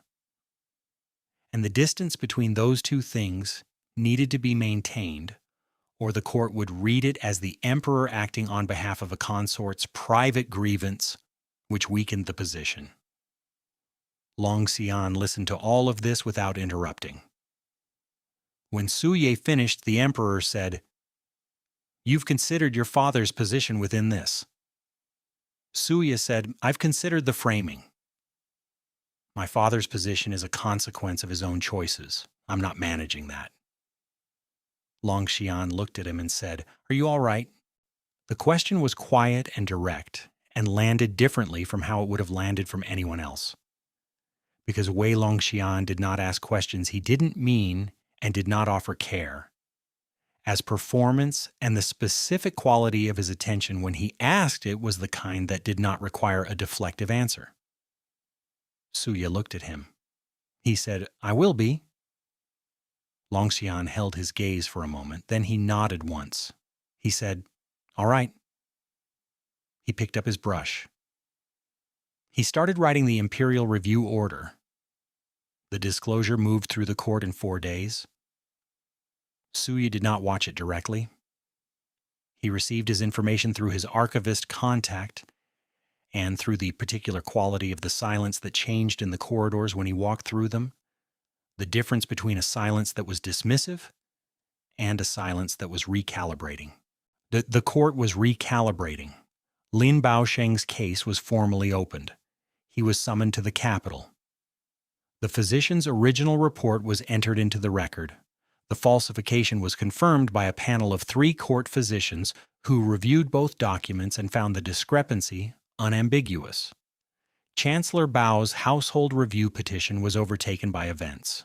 With the fraud disclosure already in the court record and an active imperial investigation underway, the procedural basis for a household review of Sui's designation was dissolved. There was nothing to investigate about the scholar consort elevation. The designation stood. Bao went quiet. The Dowager Empress requested a formal audience with the emperor. Suye heard about the audience outcome from Longxian that night in the study. He said it briefly and without editorializing. His mother had been presented with the full case record. She had asked 2 questions. The first was whether the scholar consort designation would remain. Longxian had said yes, permanently. The second was whether this had been the plan from the beginning. Suye looked at him. Longxian said, "I told her that it became the plan when Lin Suye sat across from me in this room and worked out the strategy himself in under 24 hours. Suye said, "That is not a complete answer." The emperor said, "No." But it was sufficient for the purpose. Sui looked at him for a moment. He said, "What did she say?" Longxian said, with a precision that suggested he was quoting, "She said, 'At least he is not a fool,' and then she left." Sui sat with that. He said, "That is the closest thing to a favorable assessment she has offered since you told her I existed." Longxian said, "Yes." He said it with that same almost quality around the corners of his expression. More visible now than it used to be. Less controlled. Suya had noticed that it was becoming less controlled in the past weeks. The layered distance that had been so absolute in the early sessions, the quality that had made him think cold and then calculating and then made him revise both, had been adjusting incrementally. Like something was being allowed that had previously been held. He was watching it happen in real time, and he had decided, new framework, to let himself see it clearly. Lin Baosheng arrived in the capital 12 days after the summons. Suya did not go to the formal proceedings. He had given his testimony in written form, submitted through the official process, precise and factual and entirely free of embellishment. He had described what happened and what had been done to him, and he had done it without performance and without the particular kind of damage display that proceedings like this sometimes invited from the injured party. He did not need the court to see his wounds. He needed the court to see the crime. There was a difference. He heard the outcome that evening. His father was found guilty of falsification of imperial transfer documents and fraud against the imperial household. The penalties were financial, significant, career-ending, the kind that restructured a life permanently. There was no imprisonment. Sui had not asked for that, and Longxian had not pushed for it, which Sui noted without comment. His father would return to the provincial house, stripped of his court-adjacent status, with a legal record that closed certain doors permanently. Suye sat with the outcome for a long time that night. He did not feel the thing he had perhaps expected to feel. Not relief exactly, not satisfaction. Something quieter and more complex. The specific stillness of a weight that had been present so long you stopped noticing it releasing. The absence of something rather than the presence of something new. He had spent a long time waiting without knowing he was waiting for the world to formally agree with what he had always known about what his father had done to him. It had agreed. He looked at the plum tree in the courtyard. Spring was deepening, new growth along the bare branches, the first small tight leaves beginning to uncurl at the tips. Patient, he thought, just between one thing and the next. He picked up his brush and wrote nothing. He just sat and let the stillness be what it was. That night he went to the study later than usual. Long Xian was there. He looked up when Sui entered and watched him cross the room. Not with the evaluative quality of the early sessions, not analyzing, just watching. Present. Sui sat down. He said, "It's done." Long Xian said, yes." Suye looked at him across the desk. He said, "I've been thinking." The emperor waited. Suye said, "You told me several weeks ago that you kept me close because you wanted to, not just for the file." Long Xian said, "Yes." Suye said, "And you told me what that meant." The emperor said, "I did." Suye said, "I told you I needed to think."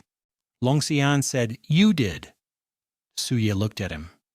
He said, "I've thought." The room held that for a moment. The lamp burned steady between them. Outside, the spring night was deep and quiet. The kind of quiet that felt full rather than empty. The city beyond the walls alive somewhere out there. The forbidden city breathing around them, and this room, this desk. This particular 22,000 tael distance closed to almost nothing. Sui said quietly and directly, "I am not going to tell you that I arrived here with clean intentions. I arrived here trying to survive a situation I had no control over. I sat in this room trying to work out what you were and what you wanted and what the risk profile was. I treated every conversation as intelligence. I kept my distance because keeping distance has always been the correct tool." He looked at Long Xian. He said, "It stopped being the correct tool somewhere around the 19th night when you told me you already knew and didn't use it against me. I have been aware of that and refusing to fully account for it."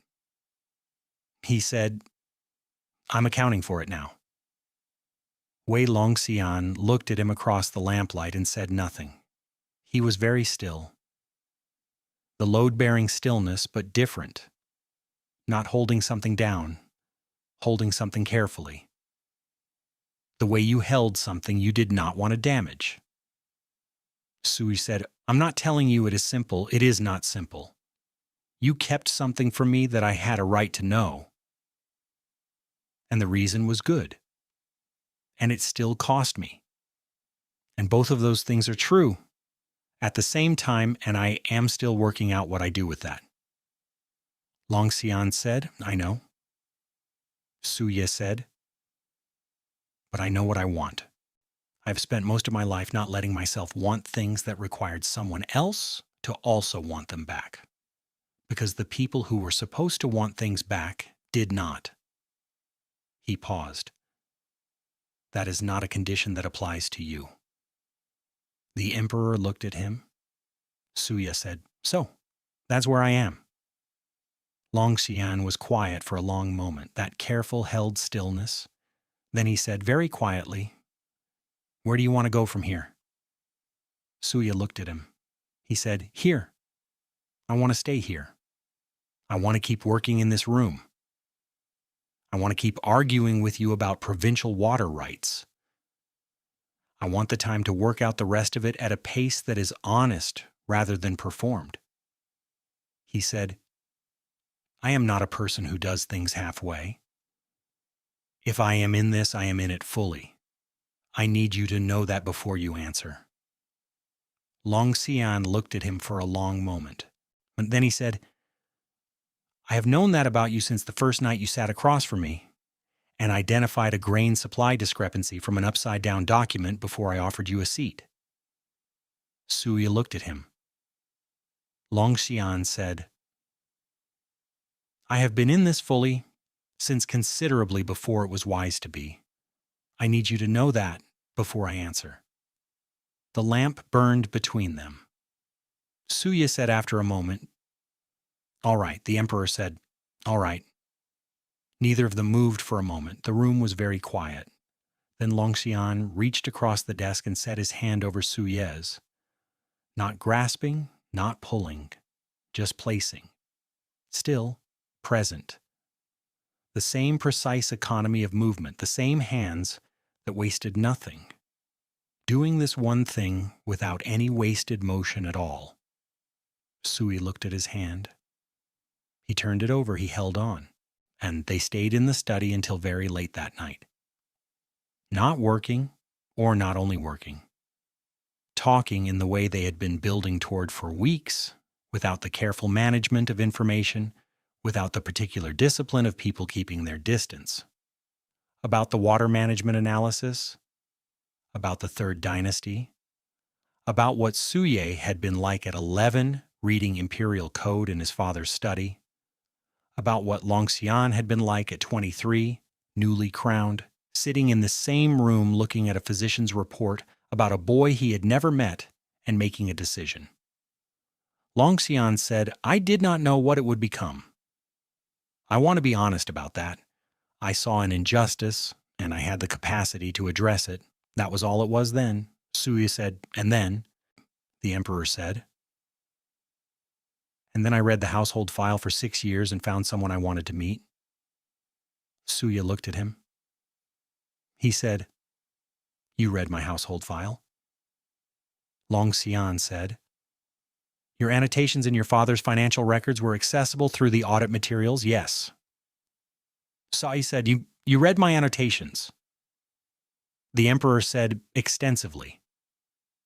Sai sat with that. Then he said, "That is either deeply strange or the most accurate possible introduction to who I actually am." Longxian said, "I found it to be the latter." Suye looked at him for a long moment. He said, "All right. We are proceeding from a place of significant informational asymmetry, and I am going to need to read everything you have ever written to correct that." Something broke open in Longxian's expression. Not the almost smile, not the controlled suppression of one. Something more complete than either of those. Something that had been behind the stillness this whole time. Warm and precise, and entirely, finally unguarded. He said, "That can be arranged." Sui looked at that expression and felt something move through him that was straightforward and clean and required no analysis at all. He said, "Good." Act 6. Spring became summer inside the Forbidden City in the way seasons change there. Not all at once, but in accumulated details. The plum tree in Suye's courtyard filled out fully, leaves dense and dark green, throwing real shade on the stone path below, for the first time since he had arrived. The evening air held warmth past the second night watch now. The corridors that had felt cold and absolute in winter had a different quality, still formal, still layered with the weight of dynasty, but breathable in a way they hadn't been before. Sood noticed these things the way he noticed most things, precisely and without sentimentality, and with a private acknowledgement that they meant something regardless. He had been inside the Forbidden City for 4 months. His life had a shape, now that would have been unrecognizable to the person who had stood outside the gate before dawn with a trunk and a sealed contract and nothing else.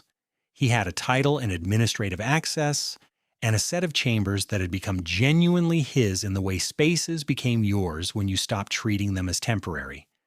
His books lined the windowsill, and his annotations covered the margins of half the documents in the Imperial Review archive, and the head archivist had stopped looking faintly anxious when Suyi came through the door and started simply pointing him toward the relevant section. He worked. He thought.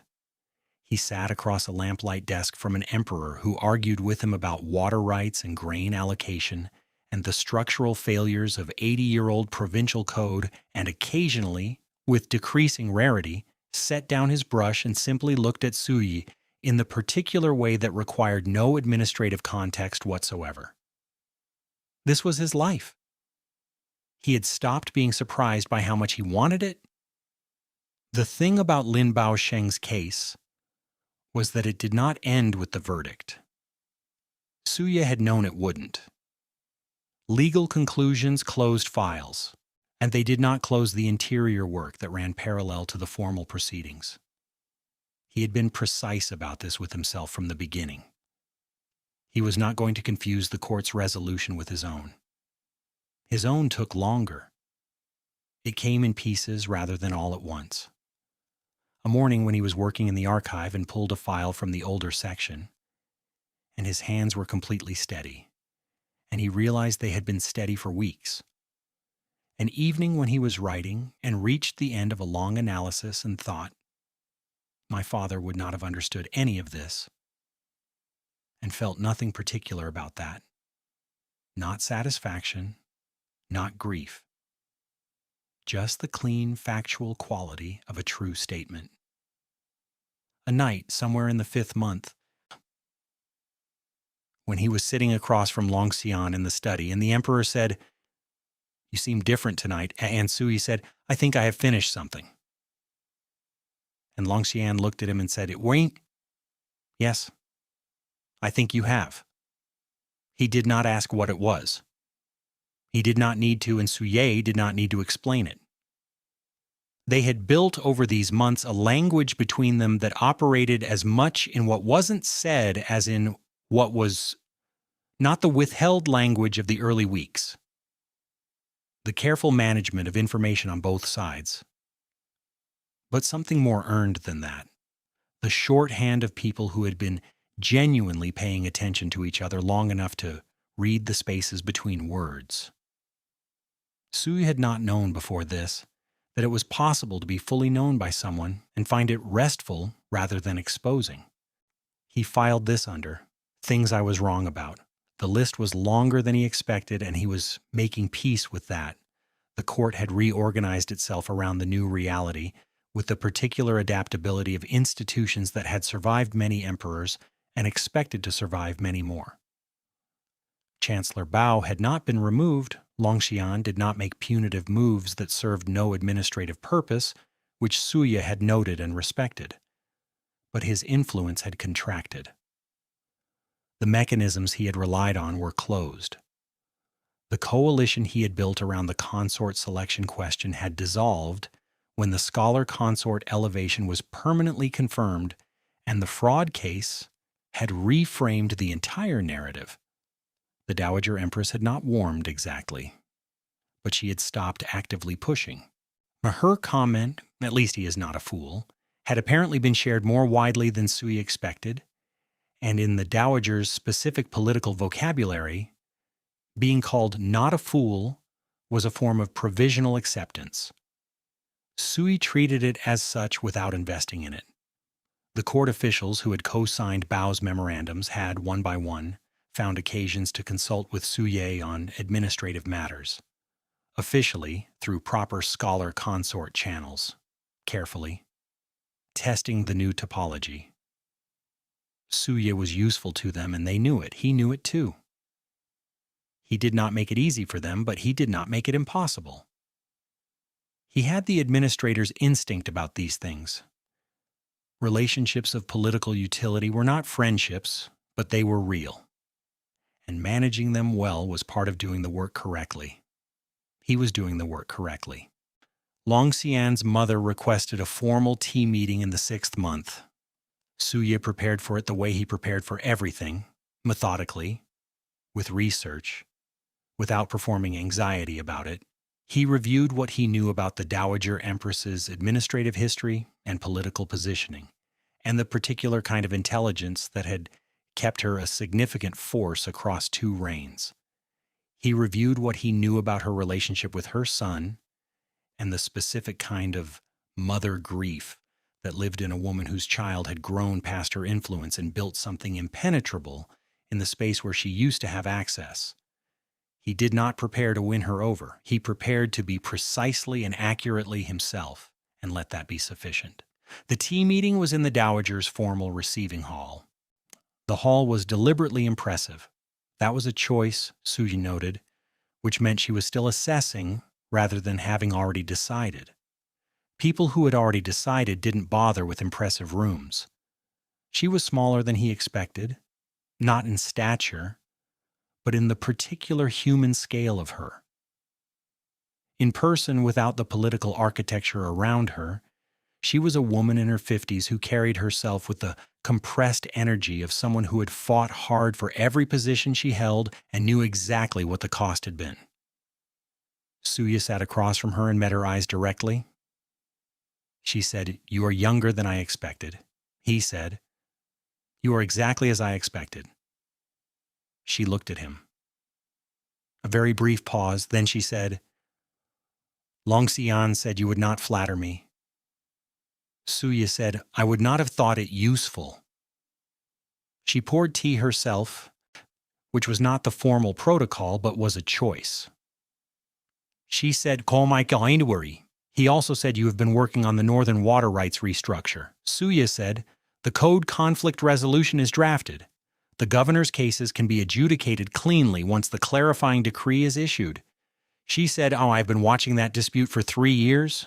2 chancellors before Bao could not untangle it." Suye said, "They were trying to adjudicate between the governors. The governors were not the problem." The dowager looked at him for a moment. She said, "No, I don't suppose they were." She drank her tea. Sui drank his. Outside the receiving hall, somewhere in the dowager's courtyard, a bird was making a sustained and cheerful noise that seemed structurally indifferent to the weight of the conversation inside. The dowager said, "I want to understand something." Suye said, "Ask it directly. I'll give you a direct answer." She looked at him. She said, "My son has been on the throne for 6 years. In 6 years, I have not seen him look forward to anything. I have not seen him argue with anyone. I have not seen him sit in a room with another person and be—" She stopped, recalibrated, said, "Present." She set down her teacup. She said, "What did you do?" Suya looked at her. He said, "Nothing he did not choose." She was quiet for a moment. She said, "That is not an answer." Suya said, "It is the only accurate one. I did not do anything to your son. I sat across from him and told him the truth and disagreed with him when he was wrong and let him do the same to me. Whatever happened from that, he chose it. He has been choosing it consistently for months. And I would not diminish that by describing it as something I did to him." The dowager looked at him for a long moment. She said, "You are going to be very difficult." Suya said, "Yes." She said, "For everyone or specifically for me?" Suya said, "I have not found it useful to be selectively difficult." Something moved in her expression. It was not warm exactly. It was the specific acknowledgement of one precise person recognizing another and reluctant and real and not going away. She said, "Finish the water rights decree. I want to read the draft before it goes to formal issuance." Suya said, "I'll send it to your administrative secretary by the end of the week." She nodded once. The meeting apparently was over. Suye stood, offered the appropriate formal acknowledgement, and walked out. When in the corridor outside, he stopped for a moment and stood very still and thought, "That went as well as it could have gone." Then he went back to work. He told Long Xian about it that night. The emperor listened without interrupting. When Suye finished, Long Xian said, "She asked you what you did to me." Suye said, "Yes." Long Xian said, "What did you tell her?" Suye said, "That you chose it. That I would not describe it as something done to you." Long Xian was quiet for a moment. He looked at Suye across the desk with that expression, the one that had been behind the stillness all along, the one he let through with increasing frequency now. He said, "Thank you." Suye said, it was accurate." Long Xian said, "It was also kind." Suye looked at him. He said, "I am occasionally kind." The emperor said, "I know. I've been paying attention." Suye looked at him and felt the thing in his chest that had no clean name and no longer needed one. He had stopped requiring it to be nameable. It was simply there, consistent and warm and entirely his. He said, "The water rights draft is nearly finished. I'm sending it to your mother's office at the end of the week. She asked to review it before formal issuance." Long Xian said, "She asked you directly." Suya said, "Yes." The emperor looked at him. He said, In 29 years, she is never asked to review a draft before issuance. She submits formal responses after. Suya said, I know. I chose to treat it as a positive indicator. Longxian looked at him for a long moment, that warm, precise, unguarded expression. He said, Lin Suya. Suya said, yes. The emperor said nothing. He just said the name. Like it was its own complete sentence. Like it meant all of this, all of it. The lamplight and the documents and the months and the 22,000 tales and the plum tree and the physician's report and the long, careful road from that first night at the threshold to here. Suya looked at him. He said, I know. The water rights decree was issued in the 7th month and resolved the northern provincial dispute in its entirety. The clarifying code reconciliation was cited in 3 subsequent cases before the year was out, and became the governing precedent for similar conflicts across the northern river systems. The northern governors, both of them, submitted formal letters of appreciation to the scholar consort's office. Suya's archivist contact framed this development as historic. Sui told him it was a code problem that had been waiting to be solved for 80 years. The archivist said that was the same thing. Suya considered this and said, yes, I suppose it is. In the 8th month, Longxian took Sui outside the Forbidden City for the first time. Not formally. No procession, no announcement. A quiet departure through the Imperial Garden's secondary gate in the early morning, 2 guards at a distance, simple robes. The kind of thing an emperor did not often have the freedom to do and had apparently decided to do anyway. They walked through the outer city in the morning before it fully woke. The streets were cool and blue-gray in the early light. Vendors beginning to set up, the smell of coal fires and fresh bread, and the particular morning smell of a city that had been sleeping and was still half dreaming. Suya walked through it and felt everything. The scale of the world outside the walls. The ordinary human texture of it. People moving at their own pace for their own reasons. Children arguing over something at a corner stall. An old man sweeping his doorway with the methodical patience of someone who had been sweeping that doorway for decades and expected to sweep it for decades more. He had not been outside those walls since the carriage arrived. He stood at a corner and looked at the city and breathed it in. Longxian stood beside him and said nothing. After a while, Suya said, I'd forgotten what it sounds like. Longxian said, what? Suya said, the outside. The ordinary version of things. The emperor said, do you miss it? Sui thought about it honestly. He said, I miss what it represented. The possibility of a life that was simply mine. That nobody had arranged. He paused. But the life I have now is mine. It just took a longer route to get there. Longxian said, via imperial carriage and a falsified document and 6 years of a restricted archive file. Sui said, via all of that, yes. He looked at the city. He said, my father thought he was disposing of something. He looked at me and saw a liability and moved me like a line item. He was trying to get rid of a problem. He was quiet for a moment. He said, he put me exactly where I needed to be. Longxian said, yes. Suye turned and looked at him. The emperor was watching him with that focused, unhurried attention, the same attention that had been on him since the first night at the threshold, steady and complete, and entirely without the quality of assessment. Not evaluating, just seeing. Sui had been seen by this man for a very long time. He was still getting used to how it felt to let that be true without managing it. He said, we should go back. The border review files need to be processed before the afternoon session. Longxian said, the border review files can wait. Suje looked at him. He said, they cannot actually wait. We discussed the timeline. The emperor said, Lin Suye. Suye said, yes. Longxian said, the city. Not the files. Stay here for a moment. Suye looked at him for a moment. Then he looked back at the city. The morning was fully arriving now, gold light catching the upper levels of the buildings, the streets filling with sound and movement, the ordinary, extraordinary texture of 10,000 lives happening simultaneously in every direction. He stayed. They returned through the secondary gate as the morning court sessions were beginning. Sui went back to his chambers, changed, went to the archive.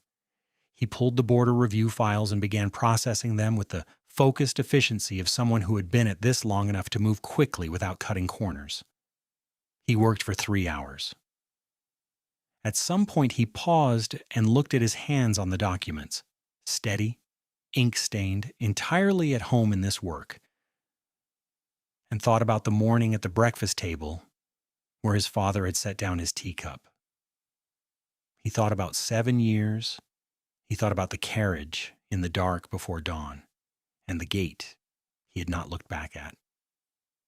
He thought about a man in a lamplight room who had found a physician's report and made a decision, and never once, in everything that followed, treated Lin Suye as a problem to be solved, or a piece to be moved, or a line item to be balanced.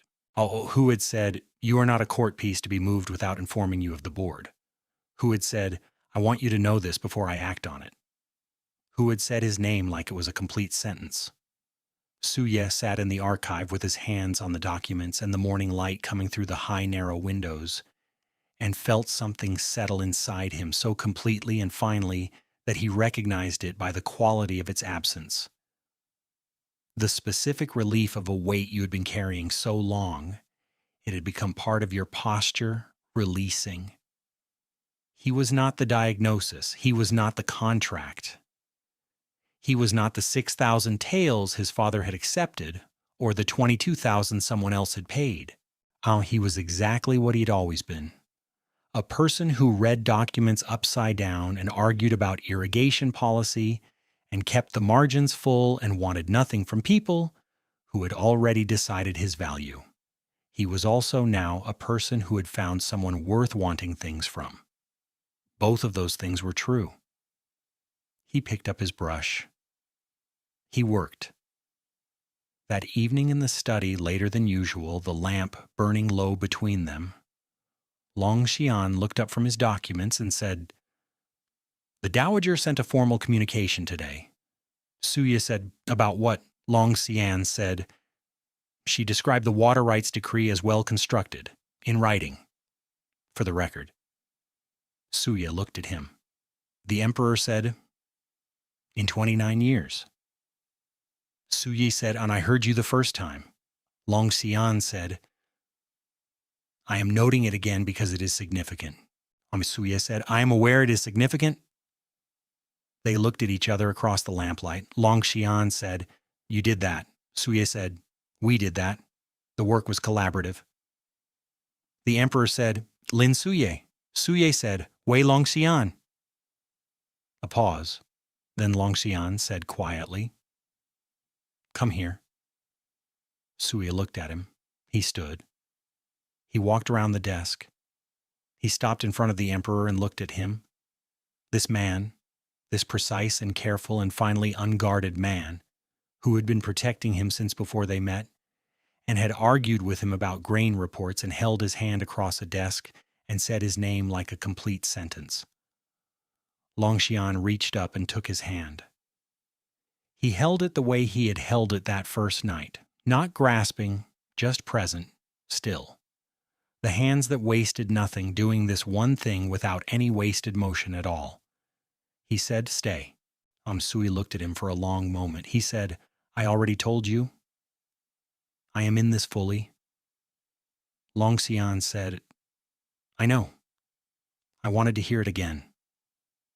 Suye sat on the edge of the desk and looked at the man below him and felt everything. The months, the archive, the morning city, the plum tree, the physician's report, all of it sitting in the room with them and none of it heavy, just present. Real and completed and leading, with the clean logic of things that were always going to arrive here to this. He said, "You're going to have to stop being surprised that I stayed." At some point, Long Xian looked up at him. That expression, warm and precise and entirely his. He said, "Give me a little more time." Saya looked at him. He said, "All right." He stayed. The plum tree bloomed again the following spring. Saya was at his desk when he noticed it. A morning in the second month, early light, and the courtyard below suddenly white with it. The blossoms returning with the particular faithful extravagance of trees that did this every year regardless of what had happened in the intervening months. He set down his brush and looked at it for a long moment. He thought about the first time he had looked at this tree. Bare-limbed and dark in the early year. A new and uncertain life on all sides of him. The distance between that morning and this one was not a long distance in time, but it was enormous, in the way distances measured by change rather than months could be enormous. He was not the same person who had stood at the threshold of the Eastern study and drawn a line in the dark. He was more himself, he thought, closer to the actual shape of the person he had been working toward since he was 7 years old at his father's study door with ink on his fingers and a piece of good calligraphy that no one acknowledged. The door to the chamber opened. Long Xian came in, already dressed for the morning court session, which started shortly, which meant he had come here first, which he did with a frequency that Suya had stopped, noting as remarkable and started noting as his. He stopped beside the desk and looked at the courtyard. He said, "The tree." Suye said, "Yes." Long Xian looked at it for a moment, then he looked at Suye. He said, "I remember the first time you looked at this tree, the morning after the second night in the study. You were standing at this window and you had the expression you get when you are thinking about something you have not yet decided whether to name." Suye said, "You watched me from the corridor." Long Xian said, "Yes." Suye said, "That is a significant admission." The emperor said, "I am aware." Suye looked at him. He said, "What was I thinking?" "When I was standing at the window." Long Xian said, "I don't know." I could only see the expression. Suye said, "I was thinking that I did not know what was happening, but that it was the first time in a very long time that I did not know what was happening and found it interesting rather than dangerous." Long Xian looked at him. Suye said it was the beginning of the new framework. The emperor said, "What was the old framework?" Suye said that anyone who moved toward me wanted something from me. That proximity was strategy. That care was always underneath transactional. He looked at the blossoming tree. He said I was wrong, which I was not accustomed to being. It took me longer than it should have to revise. Long Xian said it took you approximately as long as it should have, given the evidence available to you at the time. Suya looked at him.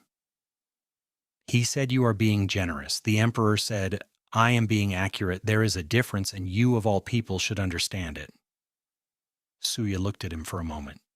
Then he said, "You just used my line." Long Xian said it was a good line. Suya said it was my line. The emperor said we share a study. Some things transfer. Suya looked at him. The morning light was full in the room now, catching the blossoms in the courtyard below, and the ink stains on his hands and the particular quality of Wei Longxian's expression. Unhurried and warm and precisely, completely present. He said, "You are going to be late for court session." Long Xian said yes. He did not move. Suye said the border allocation review is also on the morning agenda. If you are late, they will begin without you, and Minister Huang will attempt to resolve it himself, which will require approximately 4 times more work to correct afterward. Long Xian said also, yes. He still did not move. Suye looked at him and felt the thing that needed no name and required no analysis, warm and steady and entirely solid under him like ground that had been there all along, waiting for him to stop testing it and simply stand. He said, "Go. I will have the correction file ready before the second session." Long Xian said, "I know you will." He looked at Soy for one more moment, then he turned and walked to the door. At the threshold, he paused. He did not say anything. He just stood there for a moment, the same pause, the same threshold, the same quality of something held and chosen. And then he looked back. Sui was already looking. Longxian said the tree. Sui said no every year. The emperor said yes every year. He left. Sui turned back to his desk. The morning court noise was beginning somewhere in the distant formal halls, the layered procedural sound of the Forbidden City doing what it did every day, enormous and ongoing and entirely indifferent to the specific small human weight of one scholar at one desk in one inner chamber, on looking at a flowering tree in a courtyard and understanding that this was precisely and without qualification his life. He picked up his brush. He began,